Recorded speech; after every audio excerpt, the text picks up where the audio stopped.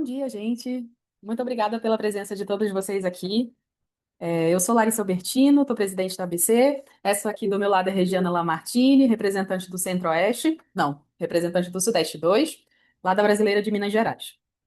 Já estamos um pouquinho atrasados, então a gente vai começar para conseguir ficar ali mais ou menos dentro da nossa programação. Você quer começar e aí eu termino? Pode ser, tá bom. Preparei aqui um textinho de abertura. Como a Larissa falou, eu sou a Regiana, né?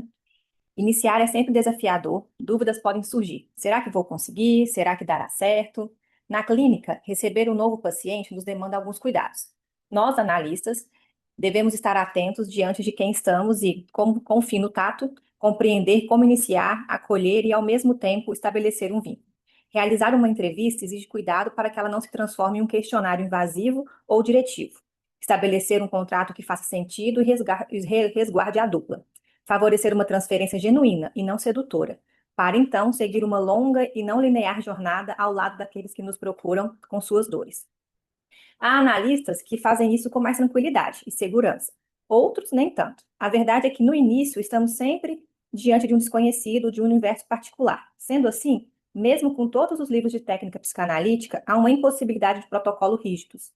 A escuta do singular exige que articulemos a técnica, aquilo que cada encontro convoca. Não à toa, Freud nos deu recomendações e não regras. Ser analista é estar embasado em um método, em uma técnica e em inúmeras teorias. Entretanto, é também sustentar a capacidade de não saber. Freud, em Novos Caminhos da Terapia Psicanalítica, de 1919, destaca algo importante a respeito desse trabalho inicial. O tratamento psicanalítico faz grandes exigências tanto ao paciente quanto ao médico.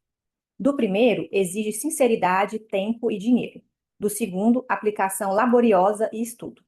Hoje, na primeira regional mista, tempos da clínica, primeiras sessões, também iniciamos, cheios de incertezas, mas abertos ao encontro e às trocas que podem nos fortalecer em nosso ofício diário, o de permanecermos disponíveis e pensantes diante da imensidão do inconsciente.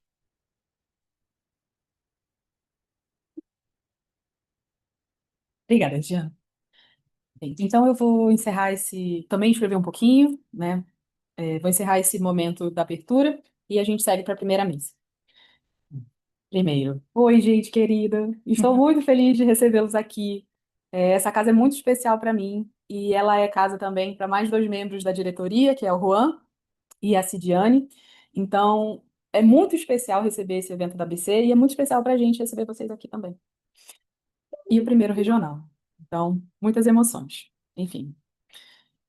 Hoje vamos viver juntos o primeiro dos 5 encontros que vão compor o segundo ciclo dos regionais mistos da ABC. Uma proposta que começou na gestão anterior, como uma forma de aproximar os associados de diferentes regiões, fazer circular o diálogo sobre aquilo que nos afasta e nos aproxima, aquilo que temos de singular em nossos percursos e aquilo que, da experiência de se formar analista, se repete do Recife a Campo Grande. Escolhemos chamar esse ciclo de Tempos da Clínica. Não porque a clínica tenha um único tempo, ela tem muitos. E não porque esses tempos sejam ordenados, previsíveis. Não são. Mas porque há algo na experiência do analista que só pode ser comunicado em sua relação com o tempo. O tempo inaugural, em que ainda não sabemos o que está começando. O tempo de instalação, em que algo começa a tomar forma sem que possamos nomear exatamente o que. O tempo estagnado, que nos testa com sua repetição. O tempo de risco, que nos convoca inteiros. E o tempo de adeus, que exige trabalho em pelo menos 3 temporalidades simultâneas: a do analisando, a do analista e a da dupla. Ao longo desses 5 encontros, colegas de diferentes regiões do Brasil vão trazer suas reflexões e material clínico. E nós os acompanharemos na escuta, fazendo aquilo que talvez seja o mais humano de todos os exercícios analíticos: narrar juntos. Assim, podemos começar nossa narração pensando sobre que tipo de tempo é esse que a clínica nos convoca a habitar. Freud, o primeiro de nós, já nos falava que o inconsciente não conhece o tempo linear. Não há passado que passe de verdade, e não há futuro que ainda não esteja, de alguma forma, sendo antecipado. O recalcado não envelhece, ele retorna e retorna transformado. A formação conhece muito bem esse tempo que não é linear. As identificações que vão se transformando com colegas, com teorias, com a instituição, e que fazem de cada começo um começo diferente. Quantas vezes relemos um mesmo texto freudiano e encontramos algo diferente? Não foi o texto que mudou, fomos nós. Nossa escuta mudou. Nossa clínica vai acumulando as marcas do que lemos, sentimos e vivemos. Com a gente, com nossos analistas, professores, supervisores e colegas. E especialmente com aquele estranho familiar a quem nos propusemos como companheiros de exploração do inconsciente. Freud, no que pese seu eurocentrismo e limitações de homem cis hétero vitoriano, é capaz de alcançar o mesmo pensamento que Nego Bispo, militante quilombola e praticante de saberes, que chega a partir de caminhos percorridos por seus ancestrais à verdade. O tempo não é linear. Ele critica o pensamento ocidental e sua obsessão com a linha reta e propõe que um lugar e propõe em lugar de início, meio e fim, pensamos em começo, meio e começo. Um tempo aspiralar, um tempo que gira sem fechar círculo, que retorna sem ser o mesmo retorno, que carrega a memória sem ser capturado por ela. E perdi. Ah, sim. No último regional, ano passado, estávamos na Brasileira de Porto Alegre, e era o último evento da ABC em rede antes do Congresso em Gramado. A gestão anterior, no caso. No fechamento, escutando uma querida amiga da diretoria fazer suas conclusões, me percebi profundamente emocionado. Me dei conta de que aquela seria uma das últimas vezes que nosso grupo estaria junto, e de como me enchia de beleza pensar no que tínhamos vivido naqueles 2 anos. Já tinha os olhinhos cheios de lágrima quando recebi de uma outra colega um livro organizado pelos analistas em formação da Brasileira de Porto Alegre.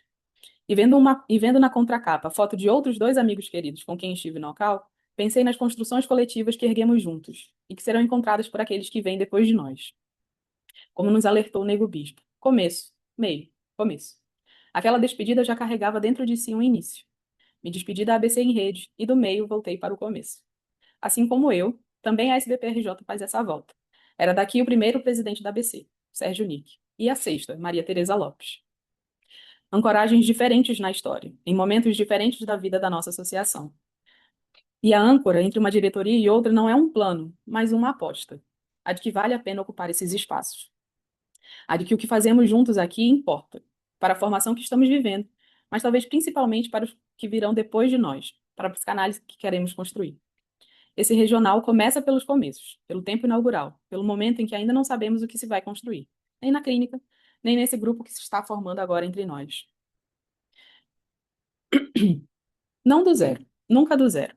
Carregando o que foi, os amigos que ficam, as construções que deixamos como sementes. Vamos começar.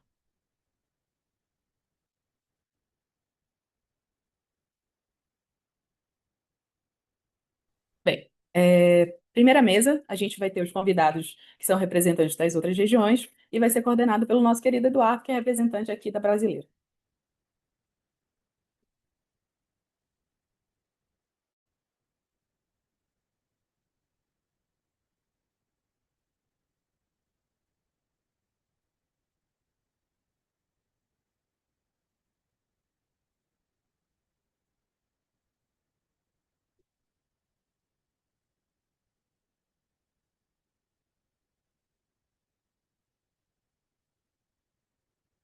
Bom dia a todos, todas, todos.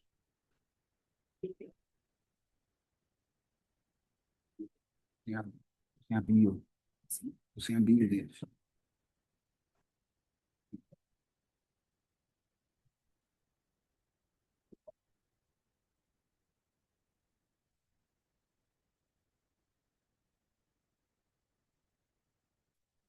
Quem está começando?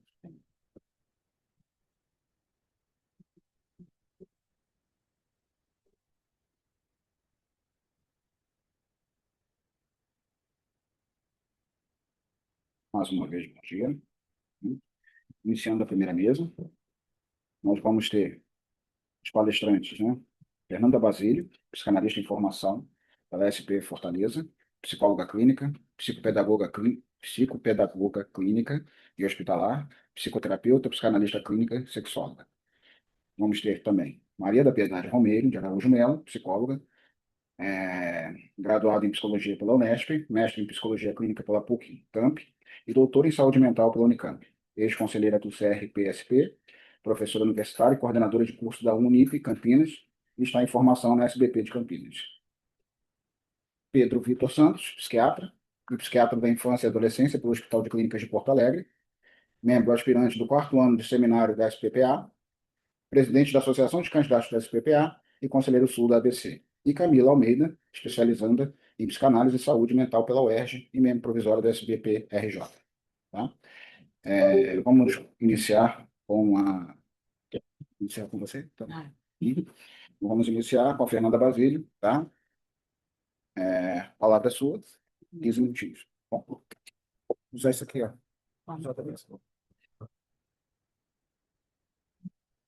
Então, bom dia. Vou começar falando um pouquinho. O título do meu trabalho é o Contrato Analítico, Desafios Iniciais e Suas Construções. Então, vamos lá. O início da análise nunca é sem atribulações. Freud, em Sobre o Início do Tratamento, em 1913, adverte que as entrevistas preliminares já fazem parte da análise, pois é nelas que se colocam as condições para que as transferências se estabeleçam. O que chamamos de contrato analítico não se reduz a um combinado burocrático de horários e honorários.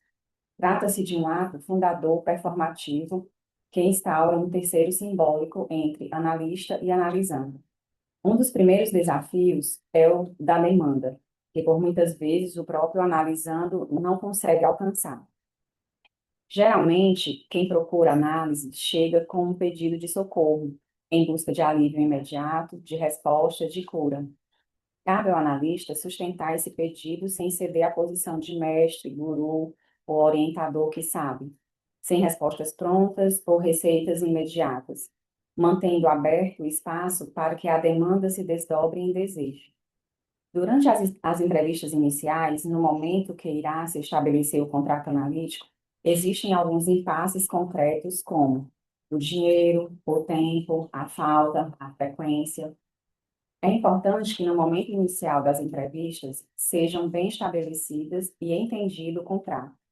Falar de honorários é introduzir o real no vínculo e é um elemento estruturante, pois, como aponta Freud, em 1903, a gratuidade da análise produz efeitos na transferência, geralmente de desvalorização. A frequência das sessões, por sua vez, não é detalhe técnico, é condição para que o inconsciente encontre ritmo de trabalho. Em muitas ocasiões, alguns pacientes tentam negociar sessões quinzenais, e isso já é um sintoma do momento que tenta curar o enquadre. É importante ficar atento quando isso surgir. Construir o contrato, portanto, é suportar que ele seja furado e sobreviver aos ataques, e estar atento para entender que tipo de pedido está sendo colocado de forma velada.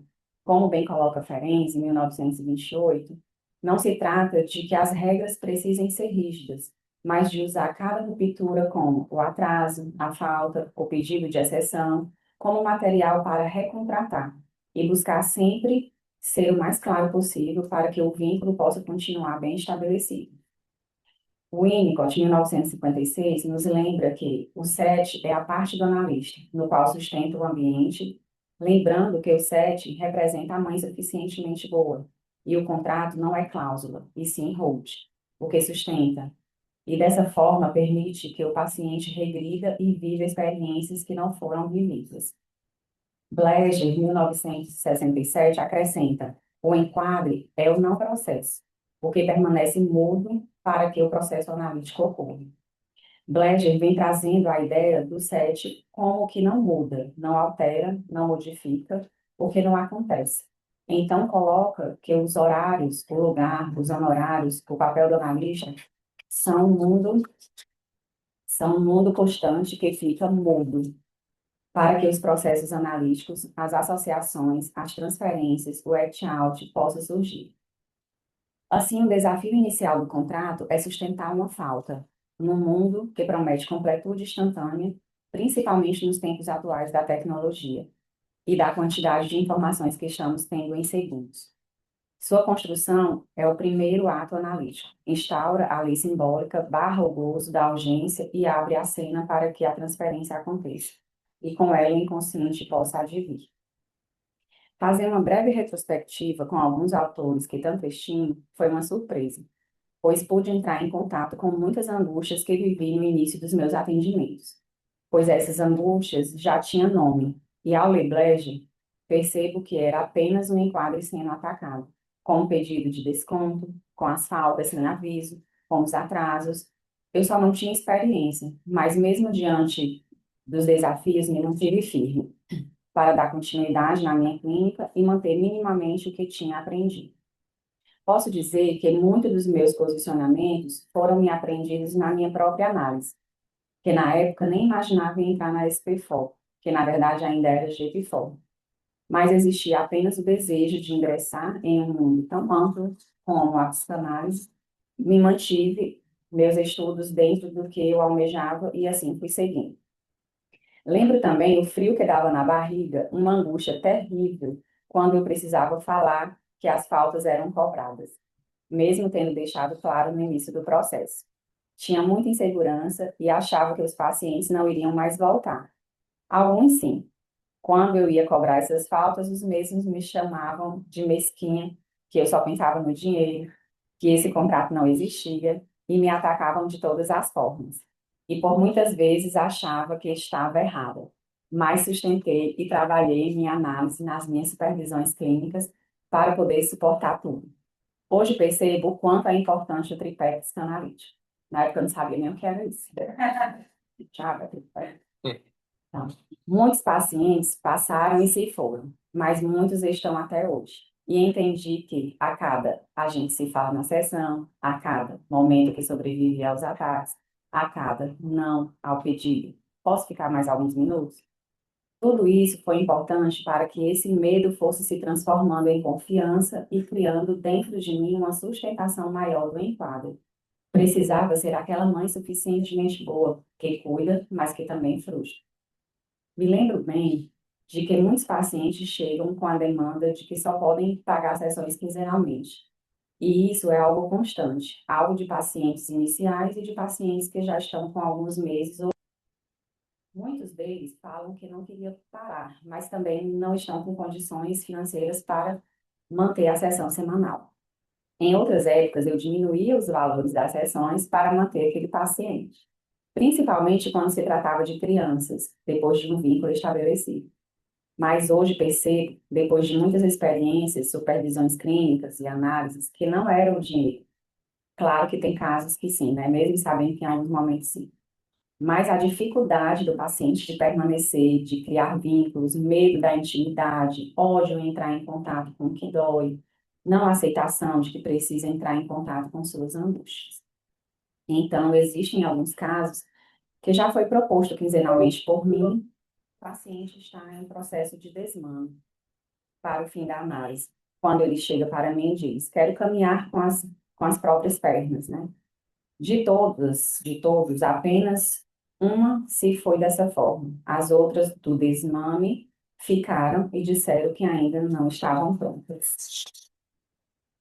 Finalizando com Freud, em 1937, traz que a análise exige do paciente uma certa coragem moral, a coragem de ouvir o que o inconsciente tem a dizer. Então, na sessão passada, meu analista me disse, fazer análise é um ato de coragem. E eu respondi sem pensar, eu sou muito corajosa. E como sou? Essas duas colocações, separadas por quase um século, dizem tudo sobre o contrato analítico. Porque sustentar o enquadro, horário, frequência, pagamento, não é burocracia. É um ato que garante um lugar onde a coragem pode acontecer. Quando o paciente ataca o contrato, pede para diminuir sessão ou some, muitas vezes é a coragem que falha. Quando o analista sustenta o não e sobrevive ao blefe, ele empresta coragem até que o sujeito possa bancar a própria. O contrato não protege o analista, protege a possibilidade de alguém dizer eu sou corajosa, depois de ouvir o que eu não queria. E isso, para Blaise, Winnicott, Ferenczi, é o que faz de uma conversa qualquer uma análise. Acredito que essas colocações dizem muito da quebra ou da sustentação do contrato analítico. Obrigada.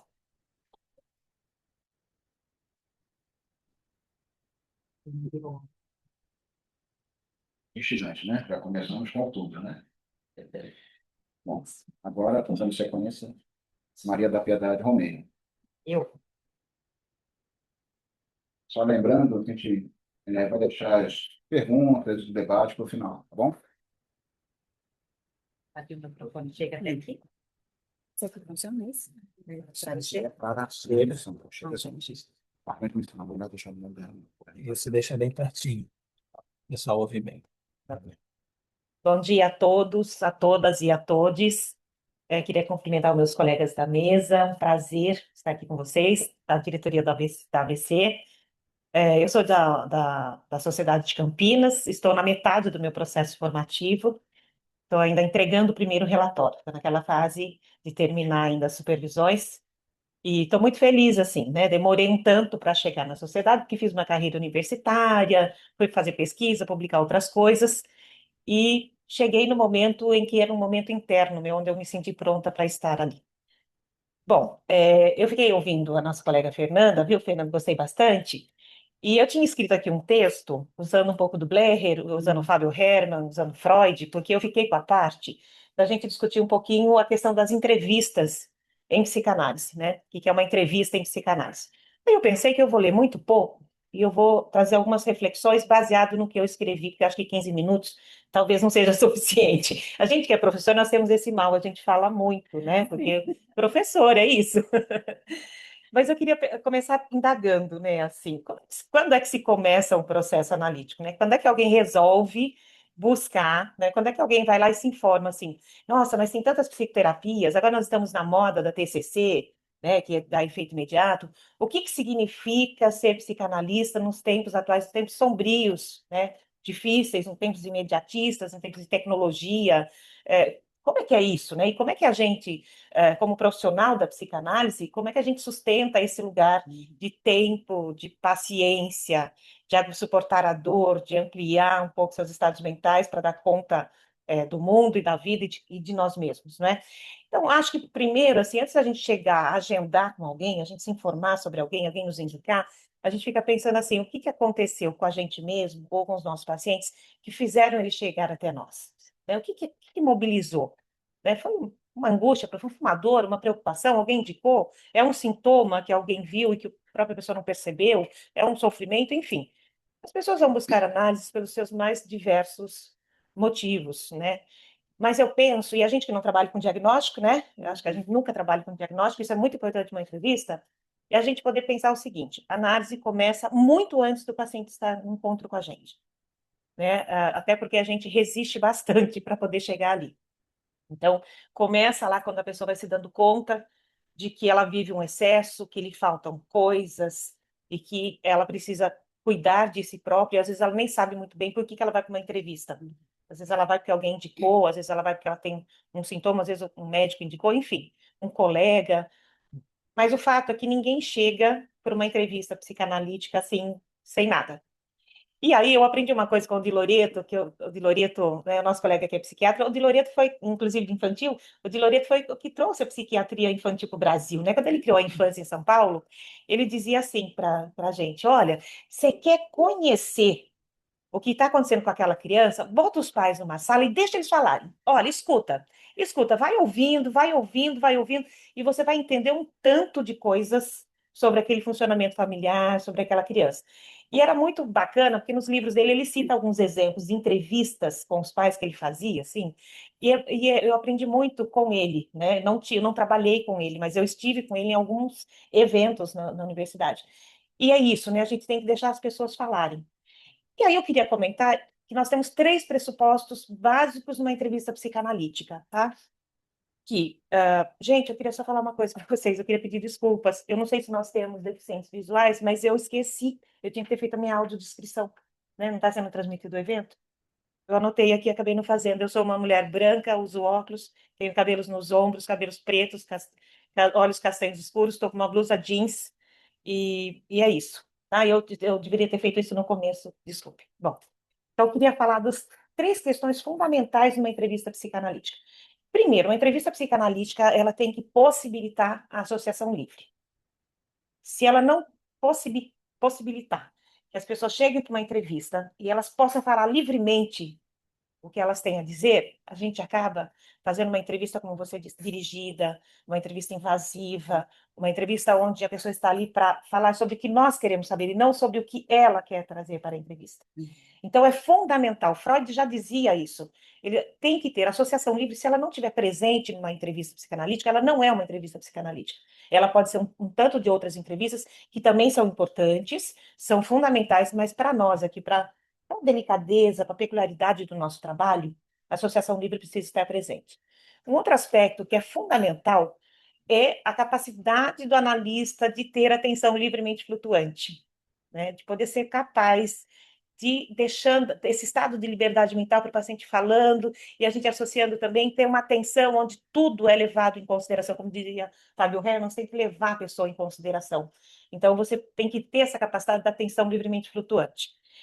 E aí, mais dois aspectos, eu falei que eram três, né? Mas na verdade são quatro. É a questão da transferência, evidentemente, que já está presente ali no campo analítico, no campo terapêutico, no espaço em que se dá. Então, veja, se a gente não considera esses fatores, a gente corre risco de ter uma entrevista extremamente intoxicante, contaminada, enviesada. Então, aí você pode chamar de outra coisa, mas não uma entrevista psicanalítica. Então, quando a gente vai falar um pouquinho dessa questão da gente considerar que... Eu gosto muito do Blair, ele tem aquele livro Entrevistas e Grupos, e ele fala muito dessa questão do enquadre, né? E eu acho até muito bacana, porque, por exemplo, eu não uso a palavra contrato no meu dia a dia, eu uso enquadre. Eu tenho ali, e esse enquadre, ele é, primeiramente, um enquadre interno. Como você disse, se a gente não constrói esse enquadre interno, a gente fica com muita dificuldade de estabelecer qualquer enquadre com o paciente. Se a gente teve ali uma experiência analítica, né, onde a gente ampliou a nossa capacidade de estar com o outro e com nós mesmos, então, se esse enquadro está com a gente vai acabar dando conta dessa situação, assim, o paciente está questionando a falta, o paciente, eu tenho uma paciente que se eu chego, ela tem uma questão muito específica, se eu atraso, assim, 2 minutos, aquela coisa de você dá tempo de abrir a porta, ela fala assim, eu quero ficar 2 minutos a mais, né? Porque ia ter um controle de relógio. Então, assim, aí você vai dando conta de que não é isso, né? Então, aí a gente precisa ir dialogando com a gente mesmo, essa capacidade de um diálogo interno, porque o paciente, a comunicação inconsciente entre analista e paciente é muito forte. Eles sabem, a gente percebe, nós percebemos nos nossos anos, quando há uma insegurança, uma dificuldade, um questionamento. Muitos de nós, principalmente a gente que está começando, eu estou começando, gente, eu estou na metade da minha formação, estou no começo ainda. Quantas inseguranças a gente não tem? Quantas vezes a gente não tem vontade de ceder à solicitação porque a gente não enxergou o que está ali embaixo daquilo que está sendo dito, né? Como diz o Freud, o manifesto e o conteúdo latente, né? Quantas vezes a gente não se deu conta disso?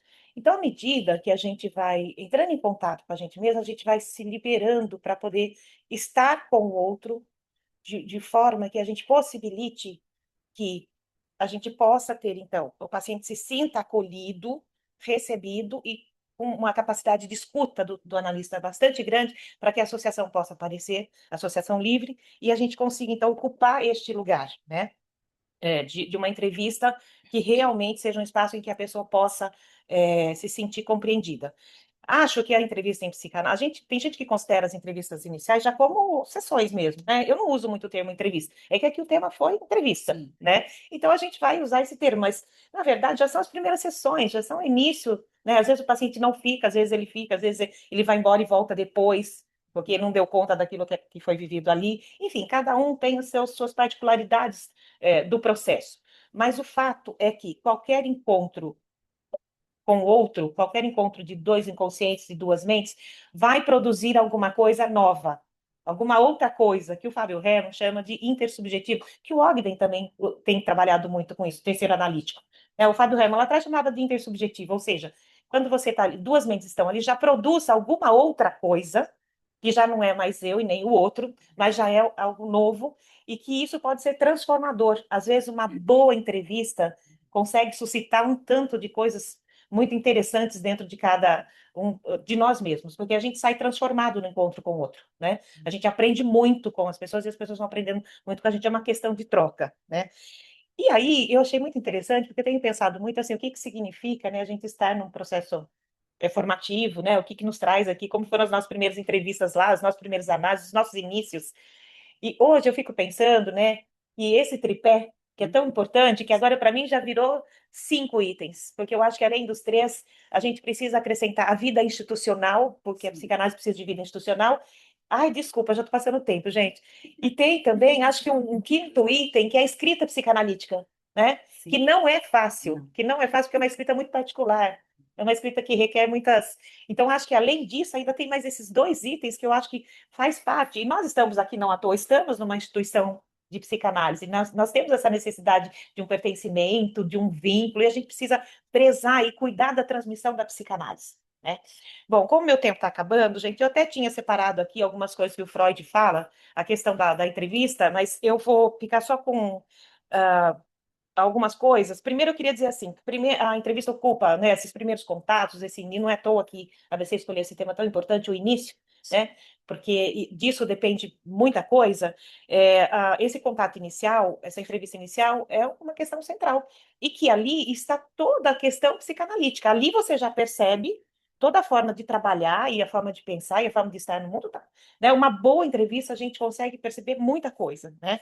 Então, o Freud, quando ele é o primeiro de todos nós, como alguém disse aqui na mesa, muito bem dito, né? Ele vai falar, então, da associação livre e da questão da atenção flutuante. E aí, sabe o que é bacana? A gente pensa sempre, assim, essa coisa da dupla, né? Essa coisa do que essa dupla consegue produzir juntos ou do que ela não consegue. Porque tem entrevistas iniciais que não dão certo, né? E aí, por que isso dá certo ou não dá? Coisas inconscientes, são encontros de inconscientes, às vezes o dia, o momento, ou o jeito que nós estamos, ou a gente está atravessando um tanto de coisa, ou o paciente chega, tem uma ansiedade inicial nas entrevistas, né? Quando alguém marca um horário com a gente não sabe o que virá, a gente não tem ideia do que a gente vai ouvir, e do que nós vamos falar também. Então, é claro que uma entrevista, num primeiro contato, nem sempre esse contato possibilita que dê seguimento a esse trabalho. E aí, gente, não é fracasso de nenhuma das partes. Não tem isso. Não tem isso em psicanálise. A gente é o analista que a gente consegue ser, né? E às vezes a pessoa precisa de um tempo também, ela precisa de outras experiências para poder chegar, enfim. Então, acho que é muito importante. Eu só queria arrumar ir mesmo mais à frente, um pouquinho, que eu queria dizer o seguinte, né? É, eu vou chegar mais para o final, gente. Eu resolvi não ler o texto, porque eu acho que não faz. Essa questão, Fernanda, que você falou, dos lapsos, é tão importante quando a gente consegue ter uma entrevista onde a gente percebe os lapsos, as inseguranças, os silêncios. Porque, claro que o silêncio, ele diz muita coisa, né? E às vezes a gente precisa ser capaz de suportar o silêncio. Eu sou contra que a gente saia interpretando qualquer silêncio. Não, gente, o silêncio, ele é altamente transformador. Às vezes você precisa estar com o paciente, você precisa suportar esse silêncio porque às vezes o paciente está pensando, ele está elaborando, ele está transformando coisas. E a gente às vezes fica ansioso, querendo significar esse silêncio, explicar, porque a nossa tendência é dar resposta, assim, da resposta, querer explicar, a gente tem que sustentar esse lugar do nosso silêncio e do silêncio do paciente. A gente precisa dar conta deste lugar. E a gente só dá conta à medida que a gente cuida também dos nossos aspectos, das nossas questões da personalidade. Bom, gente, eu sei que já passei do tempo aí, eu queria, na verdade, terminar da seguinte maneira, que a gente entendeu que é uma entrevista em psicanálise, é entender a essência da própria psicanálise, do método psicanalítico, das peculiaridades que ele tem, desses aspectos. A nossa ciência, ela é uma ciência, sabe, muito singular. É a ciência do particular, é uma ciência que rompe com o positivismo, com as generalizações.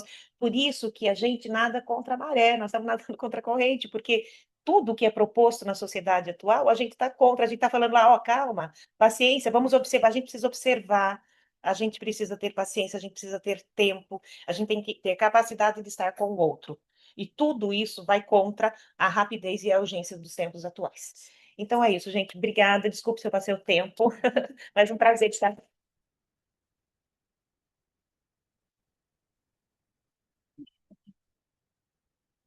Faço mesmo, esqueci de ler a declaração de confidencialidade, tá? Não precisa? Só para esclarecer, quando a gente for conversar mais, vou te falar mais alto. No segundo nó, quando a gente for conversar mesmo sobre o relato clínico, aí a gente vai ter esse praxe de fazer a leitura da declaração. Declaração de confidencialidade. Então, vamos deixar para depois. Vamos Obrigada. partir para a fala do Pedro, tá? Pedro, liberado. Aqui, aqui. Bem, meus cumprimentos à mesa. As falas da Fernanda e da Maria Piedade me instigaram muito. Eu vou seguir um pouco o modelo da Maria Piedade. Eu escrevi uma coisa, eu vou tomar como modelo, mas a partir daí vou entrar em digressões e possivelmente voltar para a Terra. Mas é um enorme prazer estar aqui com vocês hoje, estar aqui com vocês na mesa, vocês online e vocês aqui. E espero representar a minha sociedade com um pouco da fala que eu vou fazer hoje, né? Ah, os inícios acontecem de maneiras únicas, né? E cada início é distinto. Minha relação inicial com o meu primeiro paciente é diferente da minha relação inicial com o meu mais recente paciente. E nem por isso o meu mais recente paciente não é meu primeiro paciente também, né? E quando eu comecei a escrever esse texto, eu pensei em duas situações de início que para mim serviriam de modelo, que eram o início da minha análise pessoal e o início do meu primeiro paciente de supervisão. E, e aí quando eu comecei, eu fiquei pensando muito em quando eu comecei minha análise. E quando eu conheci minha analista, eu não sabia que ela ia assumir o posto de minha analista, porque eu a conheci numa situação de ensino. Ela era uma professora minha num curso que eu tinha feito de formação em psicoterapia de orientação analítica antes. Ela foi minha professora num seminário clínico. E eu gostei muito dela. Eu já a conhecia porque colegas meus se analisavam com ela, casos desafiadores, como a gente costumava dizer, porque era uma professora minha que se analisava com ela, e a gente tinha algumas rusgas, eu e essa professora. Então, que hoje é minha amiga, mas e irmã de análise, né? Mas naquele momento era tudo muito desconhecido, era a primeira vez que eu ia ter o contato com aquela nova pessoa e a gente formou um vínculo de aluno e professor, a gente trocava indicação de livro, a gente se conversava depois da aula e eu estava em uma terapia pessoal, em psicoterapia de orientação analítica na época. E falei para, lembro. Entrei no consultório da minha antiga terapeuta e falei, agiliza a tua formação em análise, que eu acho que eu quero me tornar analista. E aí ela me ajudou a escolher uma potencial analista e a gente cortou a lista assim e deu a minha analista e comecei. E lembro até hoje, eu mandei uma mensagem para ela, tem disponibilidade para atender? E falei, é para mim. Aí ela, tá, vamos. E começamos.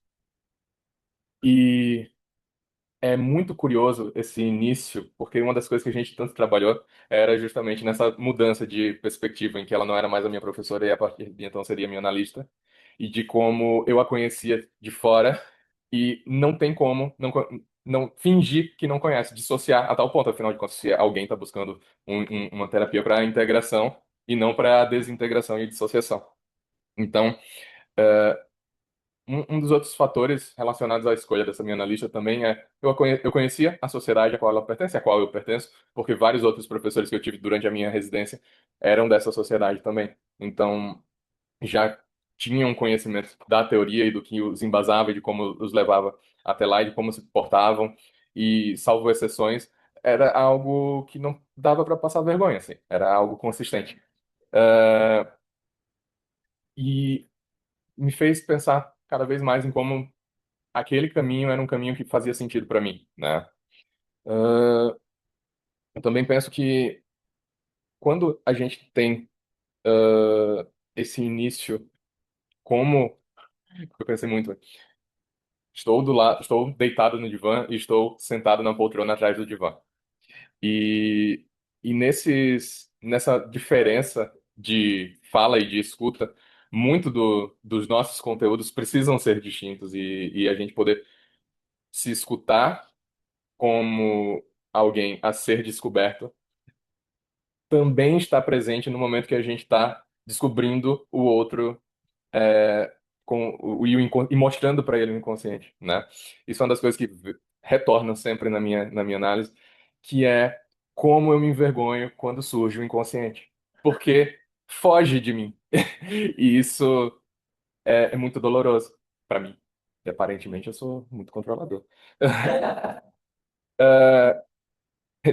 Recentemente eu brinquei com a minha analista dizendo que no início do nosso trabalho eu realmente acreditava que ela estava brigando comigo.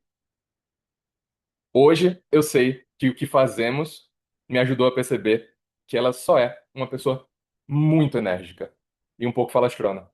Mas o quanto dessa fantasia de que ela estava brigando comigo vinha de mim e encontrava no jeito dela uma ressonância e o quanto das fantasias dos meus pacientes encontram em mim ressonâncias para tudo aquilo que eles vivem. Eu tenho plena convicção disso durante a minha formação como psiquiatra, como médico. Várias vezes, muitos pacientes não tinham a menor ideia da história da minha vida, fantasiavam N situações da minha vida. E, basicamente, porque fenotipicamente eu sou negro. Porque, bem, eu sou negro, né? Mas porque eles viam na minha pele algo que eles conseguiam projetar e fantasiar em cima daquilo. Então, eu lembro desde a minha graduação, quando um paciente virou para mim e falou, deve ser muito difícil para ti estar aqui como médico. E eu lembro de pensar, não. Mas não falei isso para ele. Assim como quando. E eu lembro de um paciente no Rio Grande do Sul, não era feriado 20 de novembro até 2 anos atrás. E eu lembro de um dia estarmos num atendimento no dia 20 de novembro e chega uma paciente minha, uma paciente negra, e fala parabéns pelo nosso dia. E o quanto nessa frase não tem de uma conexão e de uma série de vivências anteriores que poderiam se repetir ali comigo e que se repetiram e que eu pude perceber algumas vezes e que muitas vezes eu não pude perceber.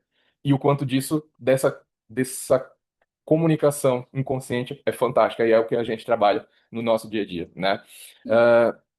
Para mim, uma das coisas mais legais que tem na psicanálise é a gente poder trabalhar esse ato da comunicação, esse abismo que se forma entre duas pessoas e que sempre vai existir entre duas pessoas. Vai ser um abismo ora maior, ora menor, mas nunca vai se tocar, porque não é possível ser outra pessoa. Eu sou um fã de literatura, gosto muito de ler. Eu costumo dizer que o único jeito de estar na cabeça de outra pessoa é através da literatura, né? É somente quando a gente lê que a gente está dentro da cabeça de outra pessoa. Só que quando a gente está com o paciente, a gente não está lendo ele, né? A gente está escutando e tentando entender as vivências que ele está passando.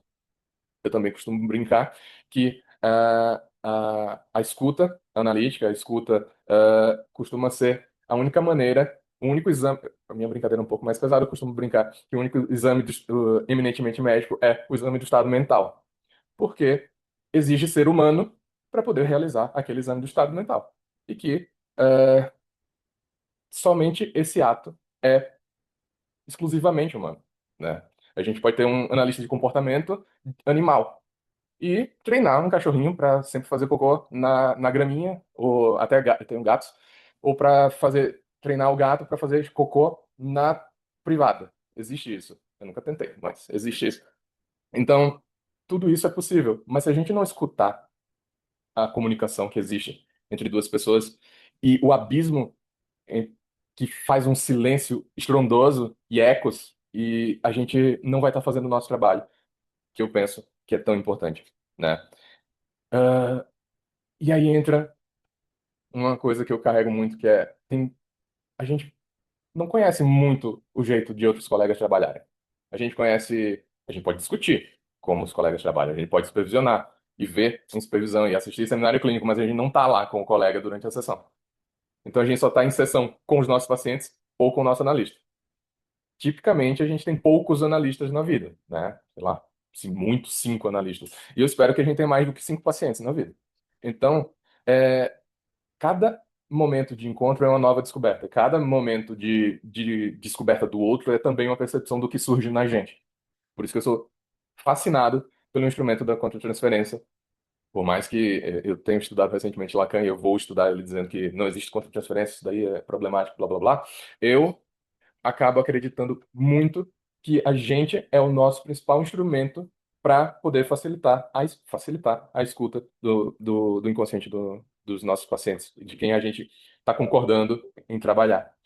E aí vem uma pessoa nova para discutir com a gente e nos conhecer. Eu costumo sempre dizer para os meus pacientes, depois de algum tempo, que não só sou eu que os conhece, eles também me conhecem, porque o Ogden fala, se um paciente entra aqui e me escuta tendo a conversa analítica com outro paciente, ele não vai achar que, mas esse não é o Dr. Ogden, esse é um outro, não é o que eu conheço. Embora seja também. Eu sou o Pedro com todos os meus pacientes, mas eu não sou o mesmo Pedro, porque não são os mesmos pacientes. E até com os mesmos pacientes, em determinados momentos, vamos fazer modificações. Assim como eu acredito que houve mudança psíquica no paciente, houve mudança psíquica no analista, causada pelo paciente também, pelo analisando. Porque o crescimento tem que ser mútuo.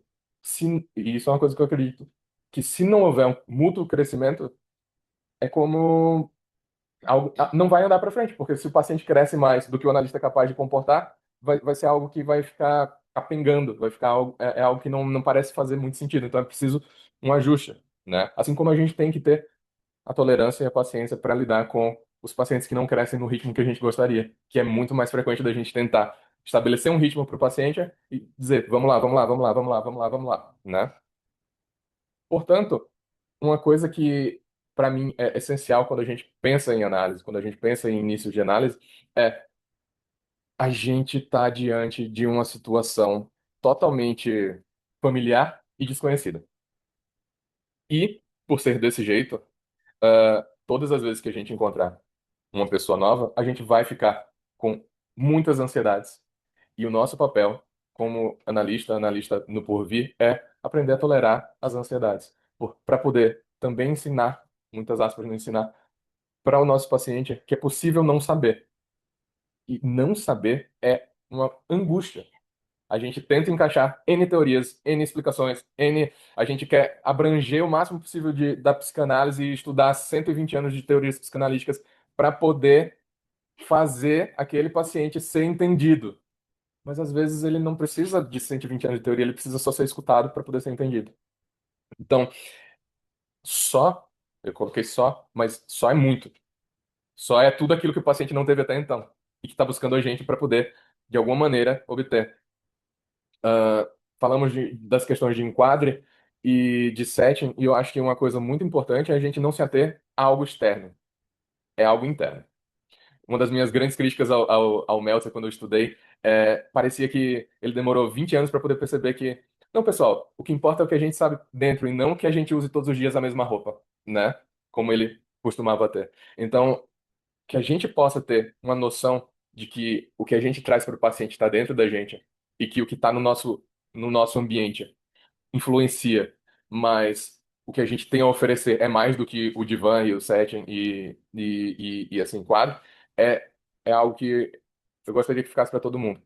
E eu queria só fazer uma última observação, que é da coisa que eu coloquei isso no texto, eu precisava dizer, que tem uma coisa que nenhum texto prepara, técnico prepara, que eu não li em nenhum lugar, que é quando o paciente deita no divã e a gente senta atrás dele, é muito esquisito ver o topo da cabeça dele.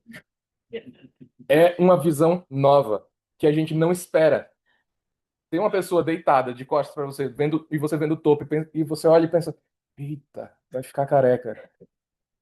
Isso é algo me tocou muito. E me tocou. Oi?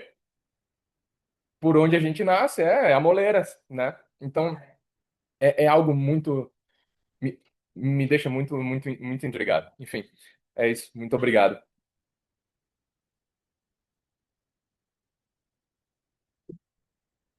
De passar, é só fazer umas breves considerações aqui, né? Foram todos relatos assim muito potentes, muito pujantes, né? E se complementam. Todos eles se complementam, apesar de não terem sido combinados previamente. Isso eu acho que é a graça da psicanálise, né? E assim, até aqui foi falado, né? Tem quadro interno, externo, do setting, né? Da importância da cobrança do paciente. Foi falado do narcisismo do analista, né? Foi falado até uma irmã de análise. Eu nunca tinha pensado nisso, que a minha analista podia ser minha irmã de análise, né?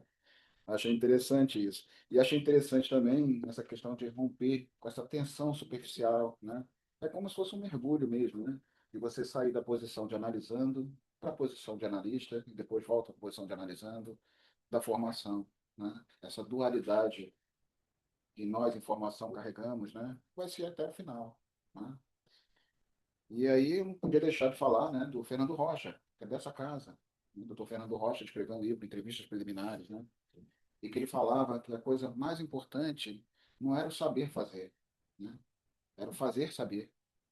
Até porque o saber fazer, ele cabe muito bem para um dentista, né? Cabe muito bem para um médico, cirurgião, cabe muito bem. Mas para o analista não, porque o que importa ali, né, não vai adiantar nada, tudo que a gente estudou, tudo que a gente estuda, tudo que a gente lê, se a gente não conseguir ajudar aquele outro ser humano que está pedindo a nossa ajuda, né? Eu acho que isso é o mais importante que ficou aqui dessas falas, né? Então agora a gente vai abrir para plateia, tá? Deixa eu só pegar o microfone aqui. Aqui, se alguém puder ir passando o microfone. Não, não falei.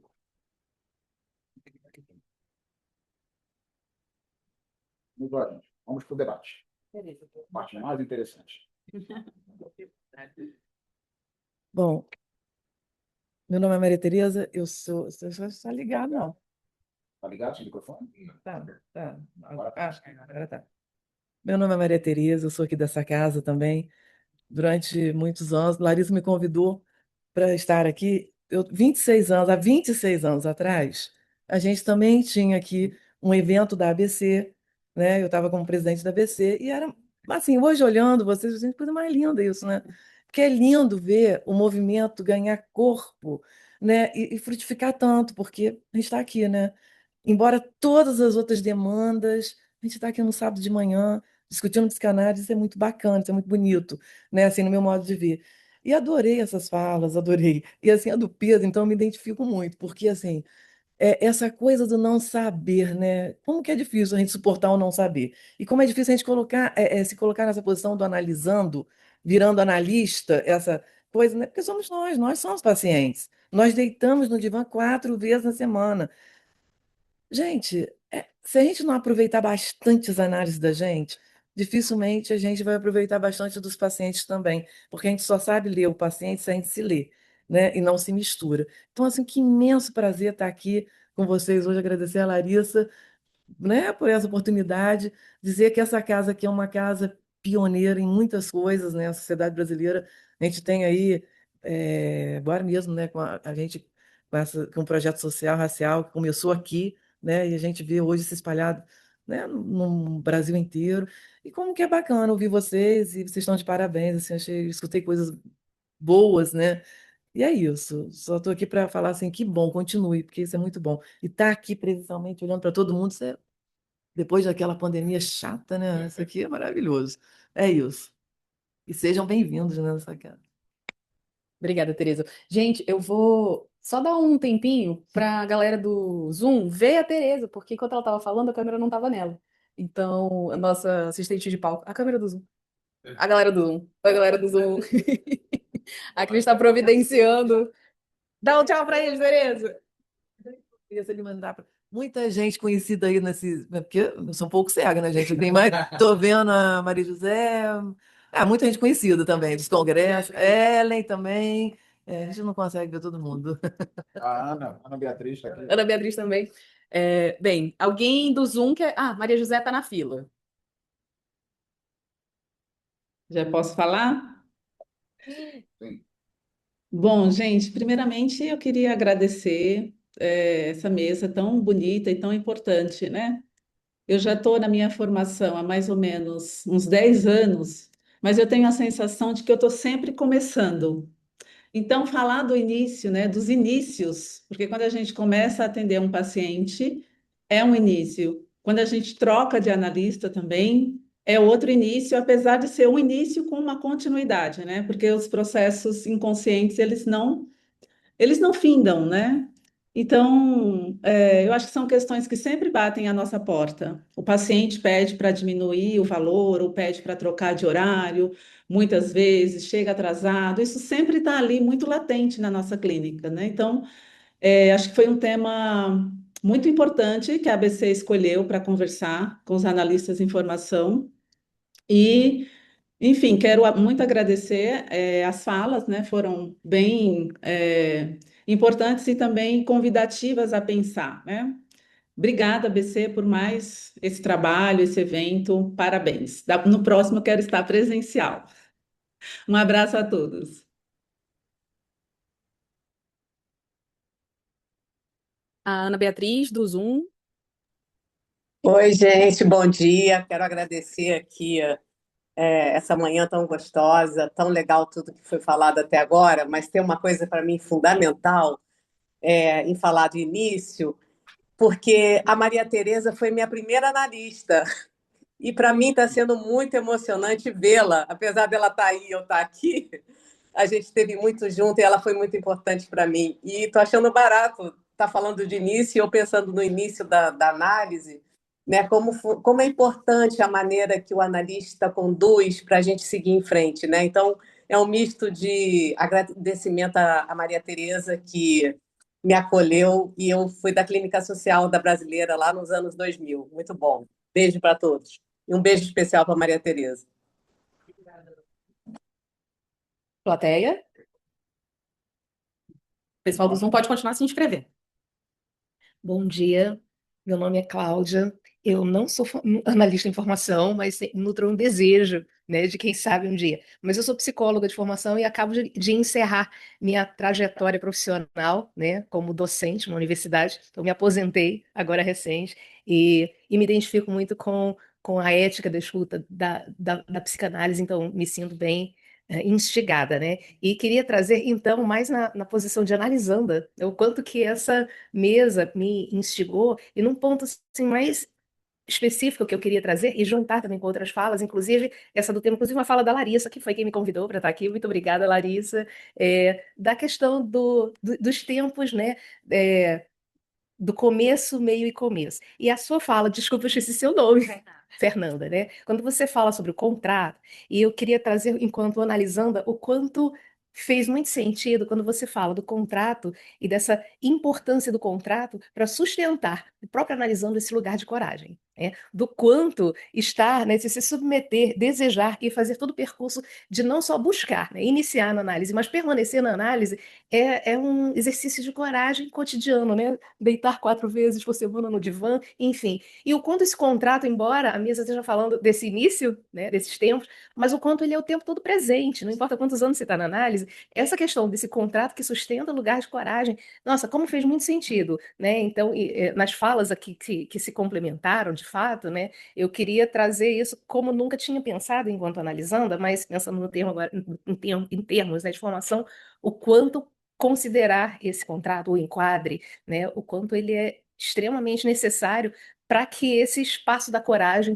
permaneça. E tudo isso mesmo que acontece, né? Eu me vendo também enquanto analisando, né? No negociando, no querendo mudar horário, enfim, ai, nossa, como a grana tá curta agora, né? Vamos passar para a sessão que tudo que foi falado aqui, mas o quanto esse contrato, de repente, isso me trouxe uma configuração de algo assim, gente, do quão difícil que é, né, do quanto que exige dessa coragem, o quanto esse contrato vive o tempo todo presente, né, nesse manejo técnico, no caso da minha analista, né, de permitir que eu identificasse, né, que esse lugar da coragem estava sempre lá presente para mim. Tá? Então, eu queria agradecer muito a fala, a oportunidade, o convite da Larissa e a alegria de estar aqui, né, compartilhando esse espaço que eu estou amando conhecer. Obrigada. Claro. Cláudio, teve uma coisa que você falou, Cláudio, que me lembrou duas coisas. Que uma professora minha me ensinou uma frase que não é dela, de alguém que eu não lembro de quem, mas que é a psicanálise é o único jogo que a gente vai jogando enquanto discute as regras e pode ir repensando essas regras. Repensar não quer dizer mudar, né? E dois, me lembrou o Green falando que o contrato existe para que o paciente possa quebrar esse contrato. Então, o que faz com que a gente pense também que a psicanálise é uma terapêutica de transgressão, né? De quebra de exploração. Duas pessoas que estão querendo descobrir até onde dá para ser um ser humano. Então, o contrato serve inicialmente também para isso, para a gente poder ver, tá? Porque não é só quebrar. Quebrar, quando quebrar, como quebrou, o que é que fez depois que quebrou, o que é que fez para poder quebrar. Então, tudo isso precisa ser observado e é uma das coisas muito interessantes, desafiadoras, absurdamente desafiadoras, porque um paciente que quebra contrato vez após vez, após vez, após vez, uma hora a gente vai ter que repensar, será que é terapêutico manter essa pessoa comigo? Será que a gente está conseguindo progredir? Será que isso é trabalho ou só é uma destruição? Né? E a gente tem que ser continente, a gente tem que tentar ser o máximo de suficientemente bom, mas não ser otário, né? Então, é muito delicado esse limite, né? Entre aguentar demais e aguentar o que se deve. É tão importante o enquadre, né? Bom, gente, primeiro assim, primeiro eu queria dizer dessa história viva que é a psicanálise. Maria Teresa não a conhecia, mas você faz parte dessa história viva aqui, né? Eu vejo que as pessoas estão se manifestando. E é isso, eu acho que a psicanálise tem isso, da coisa viva, da continuidade, da permanência, do pertencimento, né? Então, assim, muito, muito legal. Muito bom.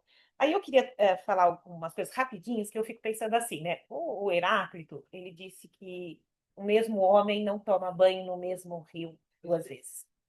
Então a gente tem sempre uma coisa do que muda, mas eu também penso que tem sempre alguma coisa que permanece. A impermanência e a permanência são coisas que coexistem, né?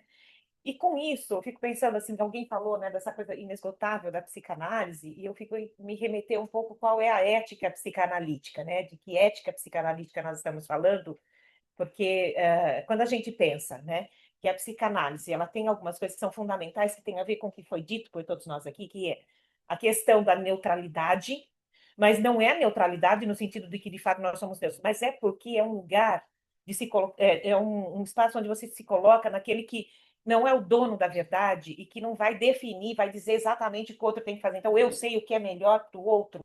Não, então é a neutralidade nesse sentido de não conter a verdade em si mesma e poder fazer com que quem está com a gente se analisando possa descobrir e tomar suas decisões por conta própria, né? E a questão da neutralidade, da gente ser capaz de ficar com a gente, né? De não julgar, né?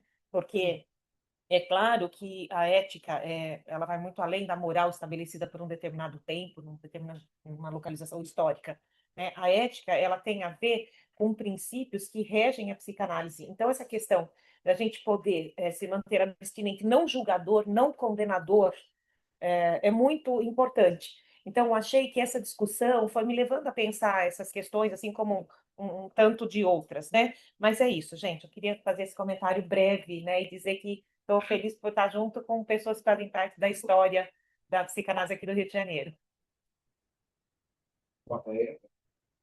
Bom dia,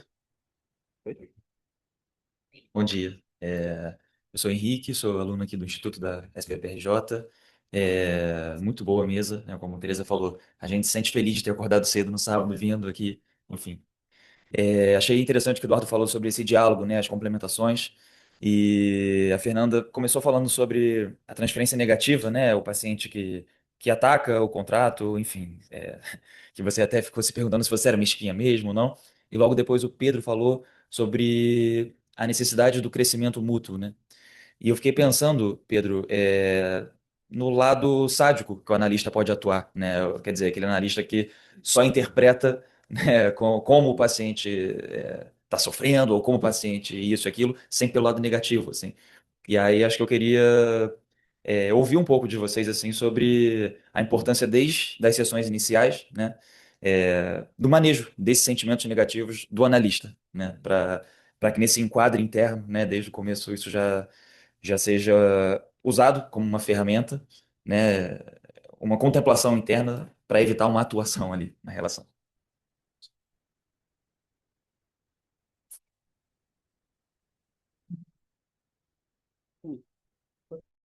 Me trouxe uma retrospectiva, né? Eu vou trazer um exemplo. Eu tinha uma paciente que ela toda a vida me atacava relacionado a essa questão do dinheiro, é, desatrasos. Ah, mas você nunca pode. Ah, mas você não pode baixar o valor porque o fulano, tipo assim, o fulano que era melhor do que eu, era mais barato. E sempre trazendo essas comparações. E eu tinha muita raiva dela.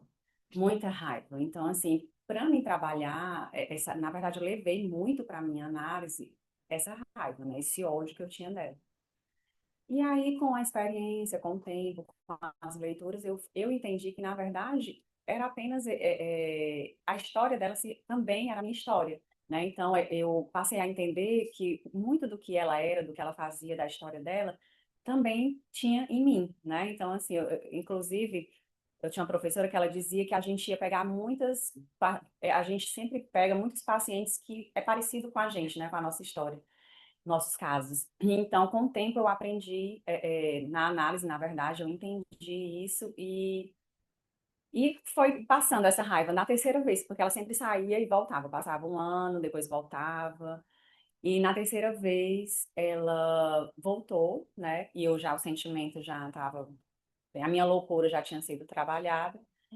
Aí ela saiu novamente. Aí na quarta vez ela entrou em contato comigo, que a gente também não pode ser besta. E aí eu disse a ela que eu não tinha horário e que, já que a condição financeira dela era pouca, porque sempre tinha essa questão da condição financeira, eu poderia indicar locais sociais, né, que atendesse gratuitamente ou que com valor reduzido. E aí foi a última vez. Gente, rapidinho, só para fazer comentários um pouquinho mais breves, não que a gente esteja atrasado de tempo, mas é que Eduarda já está esperando lá no Zoom tem um tempinho, e aí a gente tem Eduarda na fila, depois Regiana, e Maria Tereza está aqui usando do lugar dela de História da Psicanálise para pegar uma parte. Então, a gente já. Ah, e a Laura também está na fila, então a Laura entra depois da Regiana. Aí, Pedro, comentário, Pedro, Tereza e Eduardo. O que eu ia falar sobre esse comentário é justamente de como é importante para que a gente possa lidar com os sentimentos negativos que surgem com o paciente, talvez se a gente identifica isso na nossa análise, trabalhar as questões da análise que entram em ressonância, mas também a busca da supervisão, né? E de como é essencial a gente poder ser honesto com o nosso supervisor, porque às vezes é difícil a gente falar para o nosso supervisor sobre os sentimentos contratransferenciais, mas uma vez que a gente pode acessar esses sentimentos e consegue expressá-los para o nosso supervisor, pode auxiliar significativamente, né? Então, eu fiquei pensando em uma das coisas que eu coloquei no texto que depois tirei, muitas vezes as situações transferenciais, quando a gente está começando como paciente, como analista, a gente não percebe. A gente está lá no meio vivendo, mas não percebe. E ir percebendo isso é se tornar analista gradativamente. Muitas das vezes que a gente percebe é quando a gente está na frente do supervisor, lendo a dialogada, e aí ele fala, mas está evidente aqui, você não está vendo? E aí a gente faz, é verdade. Ou fala, não estava vendo, mas agora eu estou vendo, e a partir da próxima eu vou conseguir enxergar. E aí é isso que também vai tornando a gente cada vez mais analista. Isso vai acontecer, pelo menos aconteceu comigo, eu espero que aconteça com todo mundo, né? De aos poucos quando eu comecei a supervisão, eu pensei, meu Deus, eu sou analfabeto do inconsciente. E gradativamente eu fui me alfabetizando nisso daí. Ainda não sou fluente, mas não sei se alguém é. Então é algo que a gente tem que ir constantemente. Vou comentar duas frases. Eu sei que tem uma questão das outras pessoas, mas esses aspectos destrutivos, esses aspectos de ataque à análise, que muitos autores trabalham muito, né? Mas eu fico pensando, tem uma questão básica em análise, a gente precisa primeiro entender que a gente precisa do outro. Se a gente não aceita que a gente precisa do outro, fica muito difícil aceitar a análise, né? E a análise ela vai viver momentos muito turbulentos, muito difíceis para as duas partes, porque há períodos de impasses, né? E aí eu fico pensando assim, o quanto que a gente está num lugar privilegiado de que a gente, enquanto analisando, a gente acaba conhecendo o nosso analista de um jeito muito especial, né? Como você tinha dito, Pedro, é de um jeito muito especial, não é um jeito de Google, não é um currículo, é aquilo que ele fala a partir do que ele escuta de você, e esse é um conhecimento. Eu disse uma vez, porque uma paciente falou assim para mim, mas você não fala de você. Eu falei, mas eu não preciso, você me conhece de um jeito muito especial aqui. Como a gente também conhece de um jeito muito especial. Porque o nosso trabalho é um trabalho da singularidade mesmo, da intimidade, da proximidade. Que mais conhecer alguém de um jeito tão próximo como esse? Então, cada um tem uma experiência de análise, tanto quanto analisando e quanto analista, que assim, de um conhecimento tão grande das duas partes, então eu sempre parto do pressuposto que o paciente me conhece muito, de um jeito que os meus amigos, minha família não me conhece, e eu também tenho encontros com a minha analista que eu também entro em contato com isso. Então, eu acho que assim, reconhecer um momento muito especial do mas não é fácil. Não é fácil e não vai correr tudo sempre muito bem, porque a destrutividade também faz parte da gente. É só a gente ler aquele texto lindo do Freud, que ele responde a carta que o Einstein manda para ele, que o Einstein pergunta, mas por que a guerra? E o Freud escreve uma carta gigante que virou um texto, e que o Freud vai falando da destrutividade humana. Né? Então, eu acho que assim, nós não somos só bonzinhos, né, gente? Não vai correr tudo bem, nós não vamos cooperar o tempo todo. As resistências, é a questão da resistência em análise. Então, faz parte do processo e a gente precisa ter condições de lidar com isso, tanto da nossa parte quanto do outro. E eu concordo com os nossos colegas que há momentos em que, às vezes, insistir naquele processo pode ser nocivo, né? Porque, às vezes, a capacidade de destruição é extremamente grande. Então, não acho que, assim, a análise pode ser feita por qualquer um e nem de qualquer jeito. Acho que a gente precisa de princípios, de formação sólida, e a gente precisa cuidar adequadamente da gente e do outro também. Tá? É isso. Vai falar? Vamos passar agora para a pergunta do Zoom. Espera aí só um pouquinho. Deixa eu só dar uma partezinha que o Henrique me fez aqui pensar uma coisa que é muito bacana. A gente não só ficar trazendo para a questão da conta transferência. A gente tem que lembrar que o paciente, ele repete. E se ele repete, a gente precisa estar atento, né, para poder devolver para ele isso, senão a gente também não trata. Senão a gente fica preso à questão, é comigo? Não é só comigo. Então, assim, é isso que faz ele se transformar. Quando você percebe a coisa perversa ou a coisa sarcástica, sei lá o que nome quiser dar, mas é importante que a gente devolva para ele, porque ele está repetindo o que ele faz lá fora. O sentimento, às vezes, de raiva que né, aparece é o que ele provoca. E isso tem que ser mostrado para ele, porque senão a gente não trata. Agora, isso tudo, nós aqui somos beneficiados, porque faz toda a diferença a análise em número maior de vezes. Para a gente tratar alguém, a gente precisa se conhecer. Então, assim, se você tem o conforto de saber que aquilo não está direcionado para você, isso já é muito bom, porque te dá chance de trabalhar com o paciente e de poder interpretar. Porque também, se a gente não interpreta, a gente não tem que interpretar o tempo todo. Eu brinco, eu rio com o paciente, eu conto piada, eu faço isso tudo. Sabe por que eu faço isso? Porque eu tenho certeza até onde eu posso ir. Eu não estou saindo do meu lugar. Agora, trabalho, entendeu? Os sentimentos que me tocam, eles são ditos na sessão. Né, Ana Beatriz? Ela só me provoca, eu vou provocar ela. Prazer estar aqui com você também, tá? Mas é isso. Então, assim, a gente não pode levar tudo para conta da transferência. A gente tem que também ter noção de que as pessoas repetem ali com a gente na transferência, né? E a conta da transferência muitas vezes nos impede. A conta da transferência ela não é clara. A conta da transferência é um nó, é um impasse, é aquilo que não deixa a gente ir. Você não está indo, está percebendo que a coisa não funciona, então para pensar, porque tem algo que é seu que está ali. É isso. Obrigada, até Henrique. Você. Bom, vamos lá. Pergunta do Zoom. Maria Eduarda. Bom dia. Queria primeiro agradecer a Larissa ABC, muito rico, é muito bom estar aqui. Parabéns pela mesa, as questões reverberam muito em mim. Eu estou no meu 4º ano de formação, eu faço formação na Sociedade Psicanalítica do Recife. Eu sou jornalista de formação, então eu sou uma analista leiga, e para mim foi um processo muito duro cruzar a soleira de sair do divã e ir para a poltrona, então muita análise e muita supervisão também. Aí eu gostaria de ouvir de vocês sobre o início da supervisão, porque para mim foi um processo muito novo, que eu nunca tinha feito antes, porque não sou psicóloga de formação e não sou médica de formação.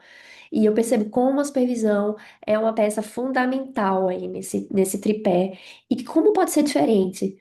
Como a supervisão com o supervisor pode ser completamente diferente com outra, é claro que vai ser, mas eu também fiquei num espaço de me perguntar o que é que cabe nesse espaço? Qual que é o campo seguro, né? O campo, a gente fala tanto do campo da análise, mas como é que é o campo na supervisão? Então, eu gostaria de ouvir um pouquinho de vocês, as suas impressões, sobre isso. Obrigada. Bom, quem quer responder? Karine, tá? Bom, primeiro eu queria comentar uma coisa, assim, tem um psicanalista lá de Campinas que nos deixou recentemente, o professor Roosevelt de Cassorla, e eu fiz supervisão com ele muito tempo antes de entrar na sociedade. E ele tinha uma frase que eu achava assim genial. Ele dizia assim, às vezes eu levava sessões para ele falava assim: Mapi, numa sessão de análise ocorrem muitas coisas, inclusive análise. Né, para a gente entender que é isso, sabe, Maria Tereza, que você estava dizendo? Que não é essa coisa que nós vamos ficar o tempo todo interpretando. Não, ocorrem muitas coisas, né, inclusive análise. Para a nossa colega, deixa eu dizer uma coisa. Eu estou, em Campinas, nós fazemos assim, é um ano de análise, 4 sessões por semana. Obrigada, meu querido. 4 sessões por semana, e no nosso 2º ano a gente começa, na metade do primeiro ano a gente começa, depois a gente começa um seminário, e nós começamos a supervisão. Então, eu estou agora no momento de finalizar o meu primeiro relatório. O que eu percebo, né, assim, que a gente vai crescendo aos poucos. Eu já tinha feito muita supervisão, eu sou psicóloga, mas a supervisão de relatório, eu vou falar da minha, muito específico meu, e aí cada um vai tendo suas experiências. Primeiro que foi um desafio ter que relatar a sessão toda semana, né? Então, eu como faço? Às vezes eu relato, eu pego lá a 4ª sessão da semana, que nós temos que atender 4 vezes o mesmo paciente, assim como nós fazemos 4 sessões de análise por semana. Então, eu vou lá e relato a 4ª sessão e levo, e aí vou conversando com o meu supervisor, tranquilamente, a gente vai discutindo, ele vai montando, às vezes mostra muitos dos meus pontos cegos, e é legal, porque eu também cresço nas supervisões, porque eu falo, puxa, eu não pensei nisso aqui não me ocorreu na hora, isso aqui, então é um processo de crescimento formativo também, é importante. E tem sessões, tem semanas que eu faço assim, eu relato um pouco de cada uma das sessões, porque às vezes naquela semana eu estou muito interessada, a fim de conversar um pouco sobre o que aconteceu em cada sessão, e aí eu faço partes de cada uma das sessões da semana. Então, eu faço mais o relato de uma sessão específica detalhada, mas às vezes eu levo o conjunto das sessões. Então, o que eu percebo, sabe? É sempre um desafio e é bom quando a gente está bem acompanhado. A gente escolhe muito bem o supervisor, porque a gente tem que estar bem acompanhado, né? A pessoa tem que ter a liberdade de poder dizer, olha, você não olhou isso aqui, ó, isso aqui talvez seja importante que seja visto, ó, isso aqui ficou muito bom, achei que foi bacana, isso aqui. Então, porque é um processo que vai nos ajudando a crescer. Mas é trabalhoso. Eu não sei se os colegas acham que é tranquilo. Eu acho que é trabalhoso, exige da gente. Mas, olha, eu queria dizer para colegas, nossa, que vale muito a pena. Vale muito a pena, como diz Fernando Pessoa, tudo vale a pena se a alma não é pequena. Nós temos um colega aqui que ama poesia, né? Eu também amo poesia. Então, é isso. Mergulho de cabeça. Aliás, gente, a formação é isso. É um mergulho profundo num tanto de coisa. A gente abre mão de várias coisas, porque é uma escolha, né? Você tem que ler muito, estudar muito, relatar muito. Você tem que. E você vai mudando, né? Eu percebo que assim a gente vai revendo coisas, vai aprimorando. Então, é isso. Supervisão é extremamente trabalhoso, mas vale muito a pena e é necessária, absolutamente necessária para a formação. Agora, Giana. Oi, gente. Eu queria trazer mais um ponto, né? Nós estamos falando das primeiras sessões, eu acho que né, o enquadre está aí sempre aparecendo, o set enquadre, e acho que o contrato faz parte desse enquadre, né? E o Pedro falou, né, do André Green, que o setting ele é feito para as transgressões, e só queria complementar que nós, analistas, também vamos transgredir o contrato, o set, e que isso vai acontecer, né? É da dupla, ambos vamos cometer, né? A gente às vezes fala, nosso ponto cego que eu não vi do paciente, que eu não estou entendendo, mas a gente também vai faltar, a gente vai ficar doente, a gente vai atrasar alguns minutos, um paciente anterior vai precisar que fique mais, ou a gente vai precisar, né, ter um respiro, ir ao banheiro, né? As questões financeiras também podem estar mais apertadas, e aí aquele paciente que a gente aceitou por um valor menor vai ficar mais difícil de trabalhar com ele. Então, acho que é importante também a gente pensar que as transgressões também vêm do analista, que a gente pode pensar aí nas falhas do analista, né? E que uma hora ou outra a gente também vai pisar na bola e que isso também pode, né, virar, se o paciente tolerar, né? Assim como nós também, se a gente tolerar, né, as falhas do nosso paciente, isso pode se transformar, né, em material, em trabalho para o crescimento de ambos, né? É isso, obrigada. Regiana. Acho que é importante também a gente pensar na dimensão do humano também. Todos nós somos humanos. Eu acho que a gente poder mostrar para o nosso paciente que a gente vai ao banheiro, que a gente pode ter problemas pessoais, que a gente atrasa, que a gente tem pneu fura no caminho, né? Isso tudo é importante. Faz parte da dimensão também da análise, mostrar para o paciente que somos todos humanos, ainda mais no mundo que faz questão de chamar uma máquina de inteligência artificial. Acho que a gente não pode perder isso. Isso é muito O ponto da supervisão tem entrado muito nas. Acho que é uma conversa, talvez, para a gente ter em algum outro momento, mas essa questão da supervisão me veio muitas pessoas usando a inteligência artificial para ouvir a sessão, anotar, né? E aí, como é que fica essa evasão, né? A LGPD não permite isso, né? É que, se quiser esse paciente, que a LGPD nos obriga a ter autorização para isso. Sim. E nem é, usando o IA, na verdade, a gente distorce dados, isso é grave. Gente, rapidinho, porque a gente está ignorando, né? Os nossos coleguinhas do Zoom, do microfone, falar no microfone. Desculpa. E é importante essa questão da supervisão, do anotar, né? Que a gente fica muito encucado em ter que anotar a sessão como ela foi, palavra por palavra, o que o paciente falou. E esse segundo momento, o terceiro momento, não sei qual tempo que é, o de anotar, é justamente o que ficou, né? E o que ficou que é importante, por que será que da sessão toda a gente lembrou desse pedaço ou esqueceu aquele pedaço? Isso também é material, né? E quando a gente põe uma inteligência para transcrever, né? Para traduzir aquela, né, o que está sendo falado, a gente perde ali, né, muito da emoção. Televisão não é uma transcrição da sessão. Não, não é. Gente, microfone, lembre. Eu só queria O comentar o próximo seguinte. regional misto é tempo de anotar. A Cláudia Meira, só para comentar rapidinho, ela tem um livro sobre escrita psicanalítica e é muito bom, porque, na verdade, a escrita psicanalítica é uma escrita extremamente particular, pessoal. É isso, não é transcrição. Por isso que eu disse assim, no fundo, quando a gente usa IA para isso, e na universidade é um desafio, porque o que acontece, como eu dou supervisão numa universidade, trabalho em uma, a gente tem recebido dos alunos as sessões assim muito perfeitas, muito e assim analisadas, porque tem um programa que chama Ana M, experimentem isto. A gente foi descobrindo isso. Tem um programa Ana M que é assim, eles colocam lá, analisa a sessão, discute. Aí você chega aquele relatório, aí você vai lendo e fala assim, não, mas isso não tem a ver com essa aluna não sustenta isso. Não estou fazendo. Essa aluna é muito ruim.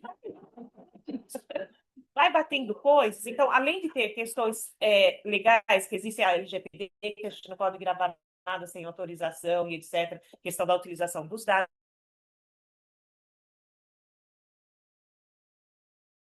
a questão de que este não é um lugar da psicanálise, esse não é um lugar do atendimento. A inteligência artificial vai nos ajudar muito, ela veio para ficar. Não existe possibilidade da gente não fazer uso. Existe, depois, para quem se interessa, uma regulamentação do MEC, posso depois mandar para vocês, para o ensino superior, para o uso no dia a dia, mas, assim, para a psicanálise, esse lugar especial, singular, particular, não serve. Não dá para a gente ficar fazendo. Mas, infelizmente, nas universidades, que é um lugar que eu também trabalho, né? Então, assim, a gente tem esse desafio. Então, é triste. Se algum psicanalista for por esse caminho, eu vou ficar muito triste. Não é nem grave, eu vou lamentar profundamente, porque é um desserviço para a psicanálise. A gente não cabe, né? Não cabe. Então, é isso. Podia falar um monte de outras coisas sobre isso, mas eu mando depois para a ABC a regulamentação do MEC, que isso ajuda a gente a pensar, porque a formação é isso, é também uma questão legal, burocrática, também tem essas questões, não é? Não estamos fora do mundo, né? Só dar uma corrida na hora, gente, que a gente tem 10 minutos, a gente encerra. Mais 3 inscritos. Fala. É muito legal todas as apresentações. Sou Laura, sou formanda aqui na SBPRJ, prazer. Comentando bem na ordem, né? De início, assim, Maria da Piedade. Ah, não, foi você que falou na segunda vez, né? Mas fiquei pensando alguma coisa. Também foi muito importante, além de entender que tem que ter uma liberdade, né, nas primeiras entrevistas, também foi muito importante eu entender coisas que são importantes você perguntar, você entender. E quando me ajudaram a aprender isso, a entender isso, foi muito importante. Porque também acho que é um momento que você está autorizado a perguntar mais, né? É o momento, assim, né, de algumas perguntas. Então, isso para mim também foi muito importante, foi muito norteador, assim, para o meu trabalho. E essa diferenciação, né? E você saber que você pode ali, naqueles primeiros momentos, entender algumas coisas, perguntar algumas coisas. Tem, né? Você estuda aquilo, você entende uma diretriz também do que é importante você direcionar, às vezes, ali. Então, vai ter um talento ali de entender quando perguntar, né? Ouvir e dentro do que o paciente está trazendo e encontrando os momentos para fazer essas perguntas. Mas para mim foi muito legal, assim, entender esse processo, né? Das primeiras entrevistas, assim, das primeiras sessões. E muito legal também os outros trabalhos, falar muito do enquadramento, né, desse estabelecer esse contrato, né? É muito difícil. Aí veio muito aqui a discussão dos ataques, né? De quando o paciente vem com mais dificuldade de entrar nisso, né? Como isso no início, mais ainda, né? Para a gente é angustiante lidar com isso, né? E é isso, e muito legal sua apresentação falando do ponto de vista também de quem tá, pelo que eu entendi, né? Pelo que eu senti, de quem está no lugar também do paciente, né? Começando. Muito legal trazer isso, muito interessante. Valeu. Lina Rosa. Olá, tudo bom? Então, eu sou Lina, conselheira regional pelo Nordeste. Já que tem um pessoal aqui que gosta de literatura, eu vou lembrar Ana Cristina César, uma pequena homenagem ao Rio de Janeiro, que ela diz assim: é sempre mais difícil ancorar um navio no espaço. E aí eu acho que essa frase me dá a impressão que se cabe muito bem a esse início da gente, né? De como ancorar esse navio no espaço na hora que a gente abre essa porta para atender nossa primeira entrevista, que para mim, todas as que eu fiz até agora, sempre já foram início de sessão. E daí, eu fiquei pensando muito nessa questão da supervisão, né, em relação a esse sentir com, e de como isso é importante, né, essa coisa mais, esse ouvido mais empático, tanto na sessão de análise, quando você também está do outro lado, né, como psicanalista em formação, e também na supervisão, porque ali a gente está começando a desenhar nossa personalidade analítica, né? E como é difícil quando você tem um supervisor que quer imprimir algo dele, talvez até com uma coisa meio colonizadora, né? Evitando que a gente consiga desenhar isso por nós mesmos, né? E também, assim, um outro ponto que eu acho interessante da gente pensar é esse olhar de psicanalista em formação que vem de fora, né? Duda é jornalista, eu venho da comunicação e da cultura, e tem uma coisa que eu acho que é bem interessante no sentido de que, como a gente veio de um outro lugar, assim como Melanie Klein, assim como Lu Salomé, assim como um monte de outros psicanalistas, o próprio Lacan era pediatra, o Ferenc era ginecologista, eu fico pensando assim, por que que ainda até hoje, né, essa é uma tecla que eu bato, é chamada de psicanálise leiga, né? É uma questão que eu penso.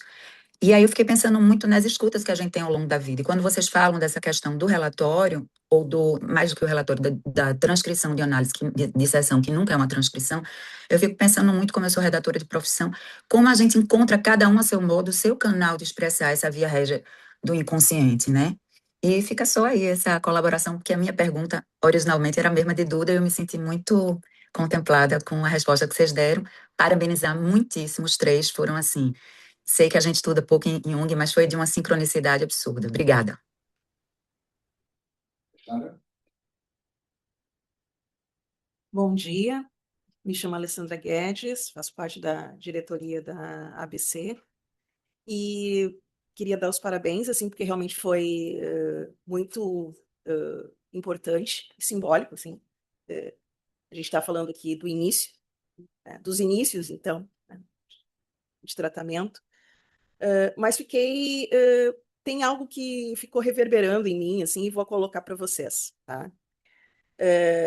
Falando, então, em relação à questão, né, do contrato, das combinações de valores e tudo mais, como que fica quando tem um atravessamento real de valores, né?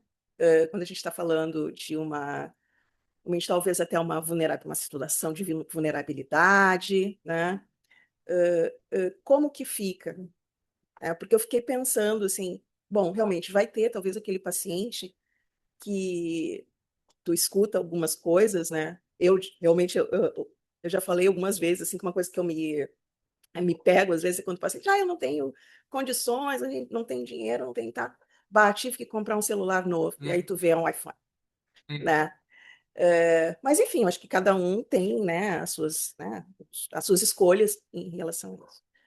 Mas quando acontece realmente essa questão de uma vulnerabilidade, de um atravessamento real mesmo, né? Como é que como que vocês trabalham? Tem algum, sei lá, um número de pacientes que talvez vocês estejam abertos a isso ou não?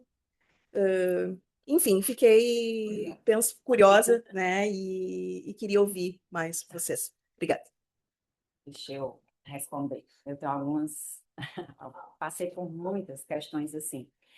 No início, eu sentia como se eu tivesse uma obrigação de fazer algo pelo outro, de ajudar o outro. Então, eu passei muito tempo fazendo trabalho voluntário, né? No instituto, na instituição de crianças, e na clínica eu tirei alguns horários para atender com um valor social bem reduzido mesmo, aquele valor mesmo. E hoje eu não estou mais, mas eu atendo também com valores reduzidos, eu não estou mais nesse instituto, por conta do tempo da formação, e faço valores reduzidos. Sendo que aconteceu sim de pacientes não terem realmente perder o emprego, né, pacientes mesmo de área de vulnerabilidade social.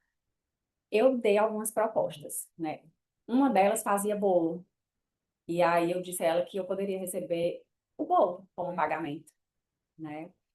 Outra também ficou desempregada e eu disse a ela que toda sessão ela podia trazer um texto sentido para mim, né? Que ela me pagasse com o texto do que ela quisesse escrever para mim.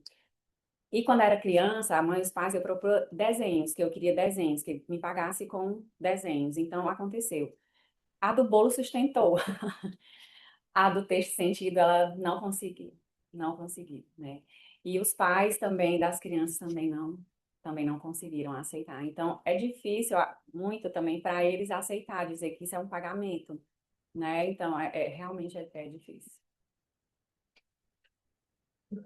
Na minha clínica hoje, eu tenho alguns pacientes que eu faço atendimento social, já são pacientes anteriores, então que seguem comigo em valores sociais, mas novos pacientes eu não tenho recebido, mas aquela quantidade segue. Eu lembrei muito de uma certa vez que eu saí do atendimento dessa paciente, fui para meu horário de análise pessoal e me perturbou muito, porque durante o atendimento com aquela paciente eu pensei, eu acho que eu vou ter que pagar um prato de comida para ela hoje. Porque ela estava me contando de uma situação de extrema vulnerabilidade naquele momento. Era uma pessoa que estava para fazer um concurso de ampla concorrência e que estava na dúvida se o pai ia conseguir transferir para ela uma grana para ela poder almoçar naquele dia. Então eu fiquei com isso e pensei, putz, tem algo muito real aqui. Não é uma pessoa que chegava com um iPhone novo. É, e a gente fez o combinado na época de que o pagamento dela seria vir presencialmente para a sessão, porque o dinheiro do deslocamento ia influenciar no final do mês para ela, que já é o valor para ela. Exatamente. E aí, no fim, a gente teve que mudar nosso contrato, porque ela terminou passando o concurso, mudou de cidade e terminamos refazendo o contrato. Uma outra questão que eu pensei sobre entrevista é que entrevista envolve ter que entrevistar em algum momento, né? A gente vai ter que, só que fazer isso de uma maneira mais natural possível, porque são duas pessoas se conhecendo. Quando duas pessoas se conhecem, pergunta, e aí, como é que tá? Ah, vai bem. Tem uma troca, tem que ter uma troca maior do que depois de um tempo, quando já vai se conhecendo, né? E sobre uma questão de supervisão, que eu pensei também, eu estou atualmente fazendo um curso sobre supervisão. Então, para me tornar supervisor de psicoterapia de orientação analítica. Então, é uma função de auxílio de aprendizado, é uma função na qual a gente se identifica com o supervisor, que a gente começa imitando o nosso supervisor, né? A gente começa imitando o nosso supervisor e a gente começa imitando o nosso analista. E aí a gente vai encontrando o que funciona e o que não funciona pra gente. Depois a gente larga de mão das coisas e vai, ou não, e vai criando o que é o melhor pra gente. Vai juntando e formando um megazord da gente, né? E Eu queria começar também. Duas coisas. Primeiro, Alessandra, eu queria agradecer pela pergunta, isso é muito relevante, bastante, porque é um desafio. E eu acho que a gente tem a gente precisa diferenciar o que é um dado de realidade, porque você trouxe uma realidade para nós de um país bastante desigual, com pessoas que gostariam muito de fazer análise e não conseguem. Muitos de nós, talvez, em algum momento já passou por isso, queria naquele momento, mas não deu. Enfim, então acho que existe um dado real e a gente precisa identificar isso, né? Para saber, como os colegas aqui descreveram as experiências, né? De fato. Então, eu acho que por isso que é tão importante que a gente consiga, assim, que os cursos das universidades atendam gratuitamente, que os nossos institutos ofereçam esse serviço, que a gente tenha contato com colegas nossos que não estão na formação, então podem cobrar mais barato, porque a formação exige bastante da gente. Então, tem momentos que a gente consegue atender com valores reduzidos, mas tem momentos que não, né? E que a gente possa ter uma rede, porque a gente não solta a mão de ninguém. Se alguém nos procure e não pode nos pagar aquilo que a gente precisaria que fosse pago, ou aquilo que é o nosso... Porque é difícil quantificar uma coisa tão subjetiva, não é? E aí a gente precisa ter para onde encaminhar, precisa ter um colega que possa receber por aquele valor, que é diferente de quando a pessoa já está com a gente. Então, uma coisa é, a pessoa está chegando, a gente entendeu que não é possível naquele momento que ela está... Então, você tem que ter uma rede para a gente não deixar ninguém desassistido. E a outra coisa é quando alguém já tem uma história com a gente. Alguém já está com a gente. Você tem um vínculo, você está ali no meio do processo e a vida muda, porque a vida vira para qualquer um de nós. Nós vivemos uma incerteza absoluta, ninguém tem garantia nenhuma de nada. Então, a vida muda, as pessoas perdem emprego, coisas, tragédias acontecem, e aí a gente precisa pensar com cada um de um jeito muito pessoal e muito delicado, extremamente respeitoso, como é que nós dois, a dupla, vai lidar com a situação. Porque tem pessoas que, às vezes, ela vai achar que está fazendo caridade, ela não vai querer. E tem pessoas que vão poder sustentar o lugar do bolo, né? Então, eu acho que é isso, é poder pensar. Tem uma diferença de quem chega com uma entrevista e a gente oferece um outro lugar, né? E que a gente não tem coisa, e aquele que tem uma história construída. Então, acho muito assim, obrigado por trazer isso, porque às vezes a gente entra num processo, assim, vivemos num mundo onde todo mundo pode tudo. Não é verdade. Não é verdade. A outra coisa que eu queria só comentar rapidinho, quando a nossa colega falou da análise leiga, né? Aquele texto é longo pra caramba do Freud, ele é longo, ele é extenso. Mas eu vou ficar só com a partezinha final do texto. Primeiro que a gente não pode esquecer que quando Freud escreveu, era os inícios, assim, mas estava sendo criada, muita coisa não existia.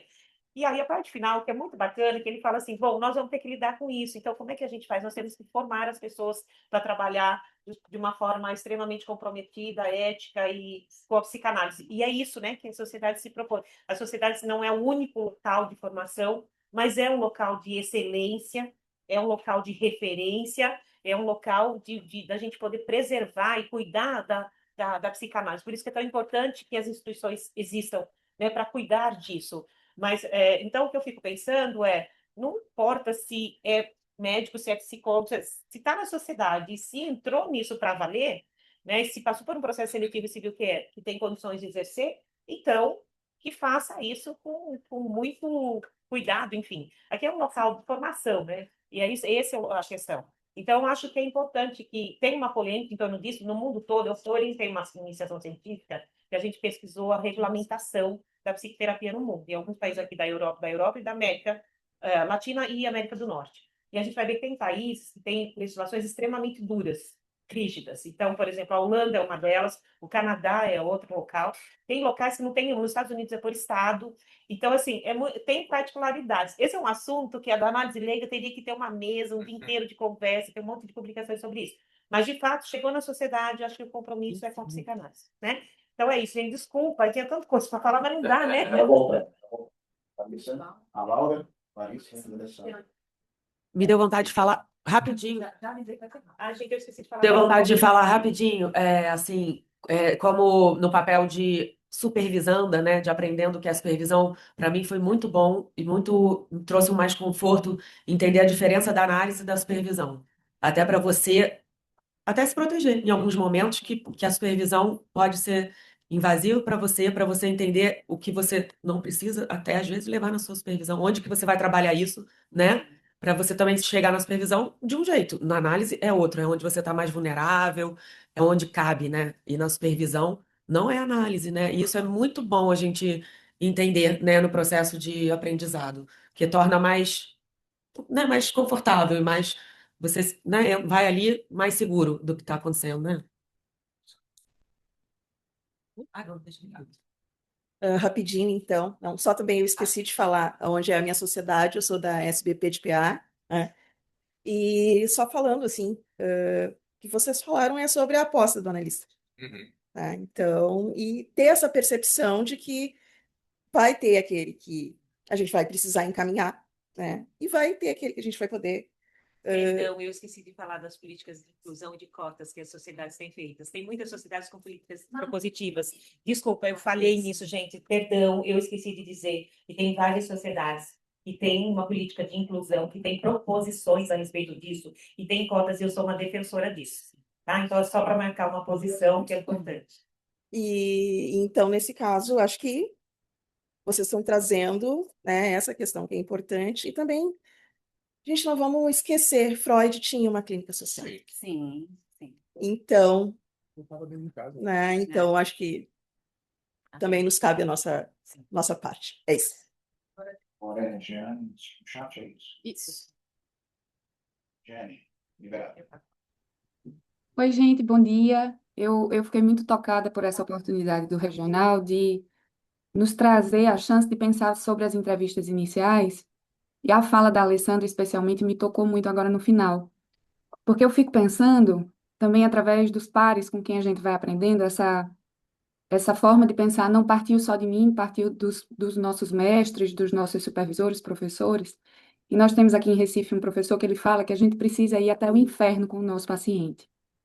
Então, eu acho que a entrevista inicial, ela possibilita que a gente pense através dessa escuta do inconsciente, porque ali já está também a análise acontecendo, muitas vezes, se a gente tem a disponibilidade interna de seguir com aquele paciente com as questões que ele vai trazendo. E isso envolve a questão financeira.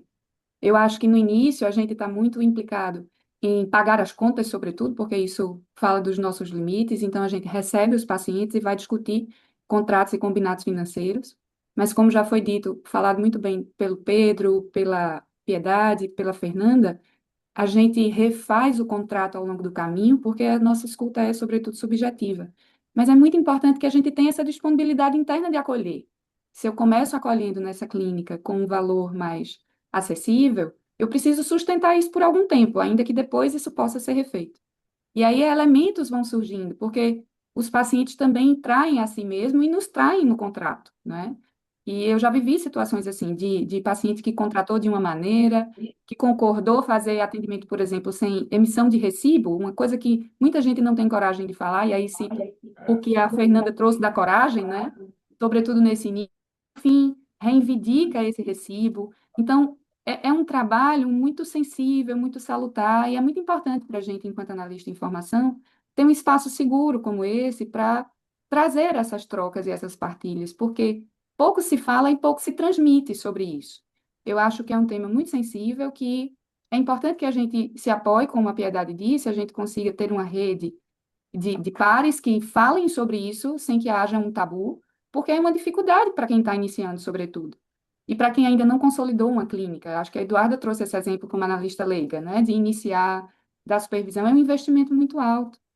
E, desse modo, a gente vai crescendo com esse tripé formativo e vai podendo ver um trabalho de excelência como esse que a gente está assistindo aqui hoje. Eu fiquei bem impressionada no início, estou já terminando minha fala, porque dois colegas da mesa, que foi o Pedro e a Piedade, conseguiram falar sem ler o texto.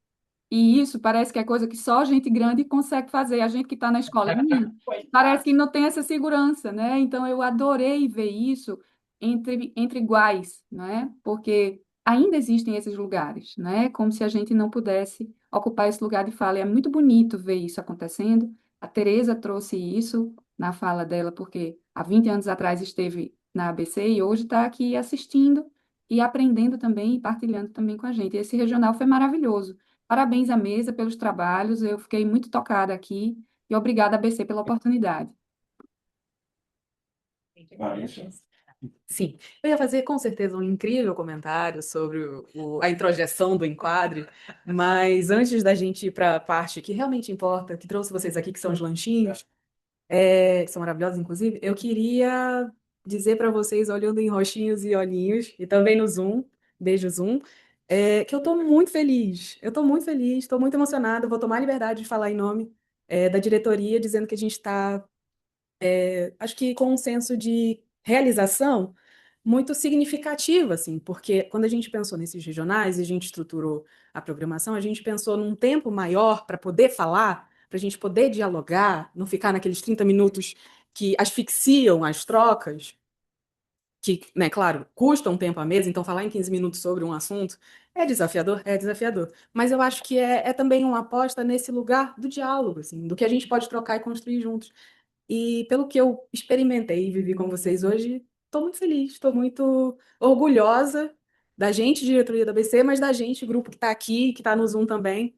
Então, muito obrigada por terem vindo, por terem se colocado para falar com a gente, para falar entre a gente, e se colocado de uma maneira que eu acho que é também muito honesta, muito sensível também, né? Acho que espaços institucionais desafiam a gente nesse lugar da vulnerabilidade, do que a gente pode ou não pode falar, dos tabus, como a gente falou lá no Zoom, mas acho que hoje a gente pode ter trocas sinceras, né? E escutar o colega, trocar com ele, e acho que essa é a grande potência da ABC, essa é a maior riqueza da ABC. A coisa que a gente pode, a partir desse lugar que a gente está hoje,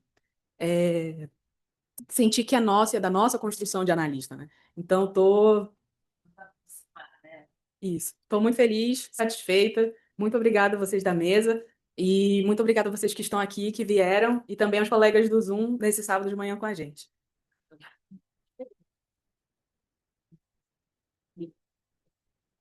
Considerações finais aqui na mesa, tá?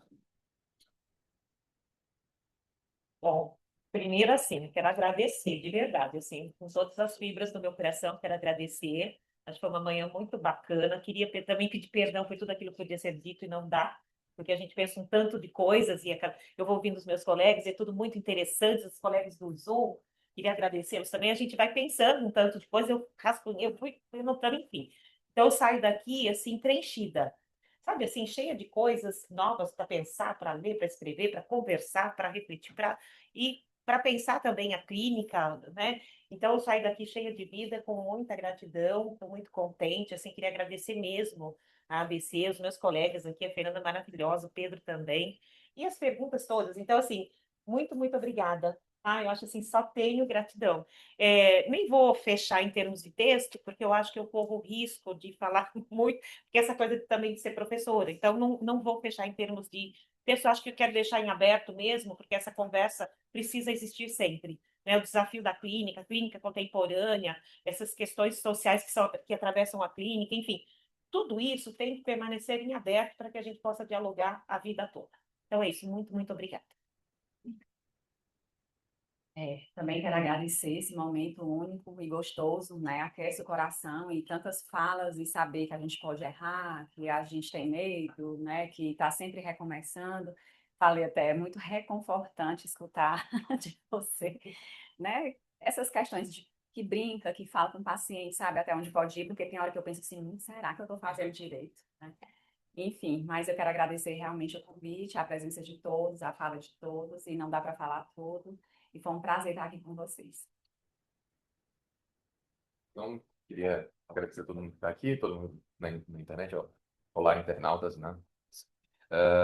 Queria falar como foi importante que foi desse jeito, 15 minutos cada um, para poder abrir para discussão, porque na discussão a gente enriquece ainda mais, a gente escuta outros pontos de vista, porque ficar sozinho falando sobre um texto é quase como estar sozinho no consultório, a nossa profissão é muito solitária, né? Então, estar entre colegas para discutir é onde a gente perpetua a psicanálise, além de fazer a psicanálise que a gente faz no consultório com os nossos pacientes. Aqui é quando a gente tem a oportunidade de discutir ela entre colegas e engrandecer e trocar experiências e tornar quantos eixos forem necessários para esse caminhão da psicanálise, né? Eu queria agradecer a todo mundo que veio aqui hoje e agradecer a Lari, e foi um prazer. E a Tá? Regiana também, né? E a Regiana também.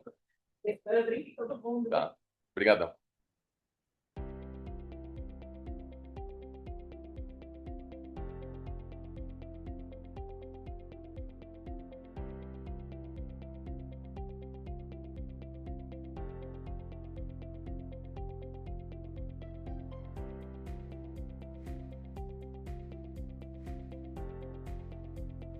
Gente, estamos eu e Fernanda, vamos levar vocês para o lanchinho. Ai, a gente pode fazer um tour com vocês pela brasileira também. Aquele lá era o auditório, vou levar vocês assim. Esse é o segundo andar. Essa aqui é uma ex-presidente que a gente teve. Aqui no segundo andar temos fofocas acontecendo. Ali é o banheiro. Eduardo, pode guiar nosso tour. Estou levando a galera para um tour pela brasileira. Você quer que eu faça um tour? Quer que eu tome com o banheiro? Acho que não. Essa é a Camila, ela é nossa convidada do segundo bloco, vai apresentar um relatório clínico dela. História. Até já, até já. Exato, Camila. fiquem ligados. Eduardo tá aqui na fila do banheiro também. Essas pessoas... aqui na Brasileira a gente tem um mural dos ex-presidentes. Essas são as mais recentes. Essa aqui foi a Lúcia, de 21 a 22, e essa a Ruth, de 23 a 24. E quem que é A atual ainda não entrou porque a presidência ainda não saiu. Isso, exato. Aí aqui são as salas de aula. Casa linda, hein? Uma coisinha básica. Temos aqui os colegas descendo. Oi, Você Eu acho que aqui no auditório não, eu vou mostrar lá de fora, Gente, galera. tu olha pra cá, é muito lindo. Esse é o Daniel, a melhor pessoa da brasileira inteira. Sim. Vamos descer nas escadas. Muito linda essa casa, parabéns. Inclusive também vai ser um dos eventos com melhor internação híbrida que eu já participei. Pronto. Aqui é brasileira. Aqui tem a... Não, aqui não tem a vista do Cristo. Aqui tem Freud. Eu não sei se eu vou conseguir mostrar para vocês o Cristo.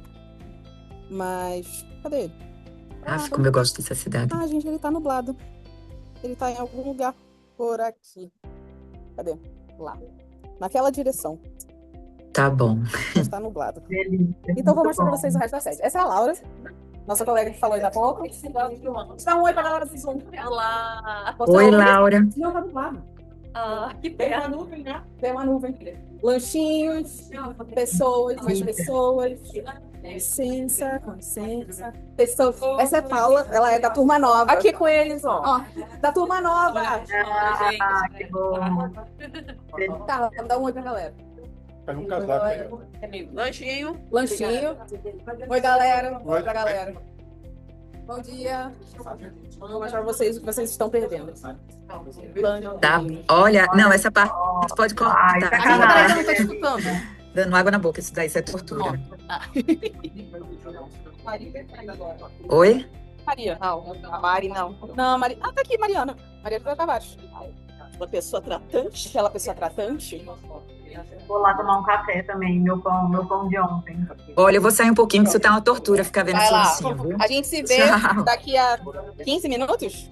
15 Sim, minutos. senhora. Ah. Tchau.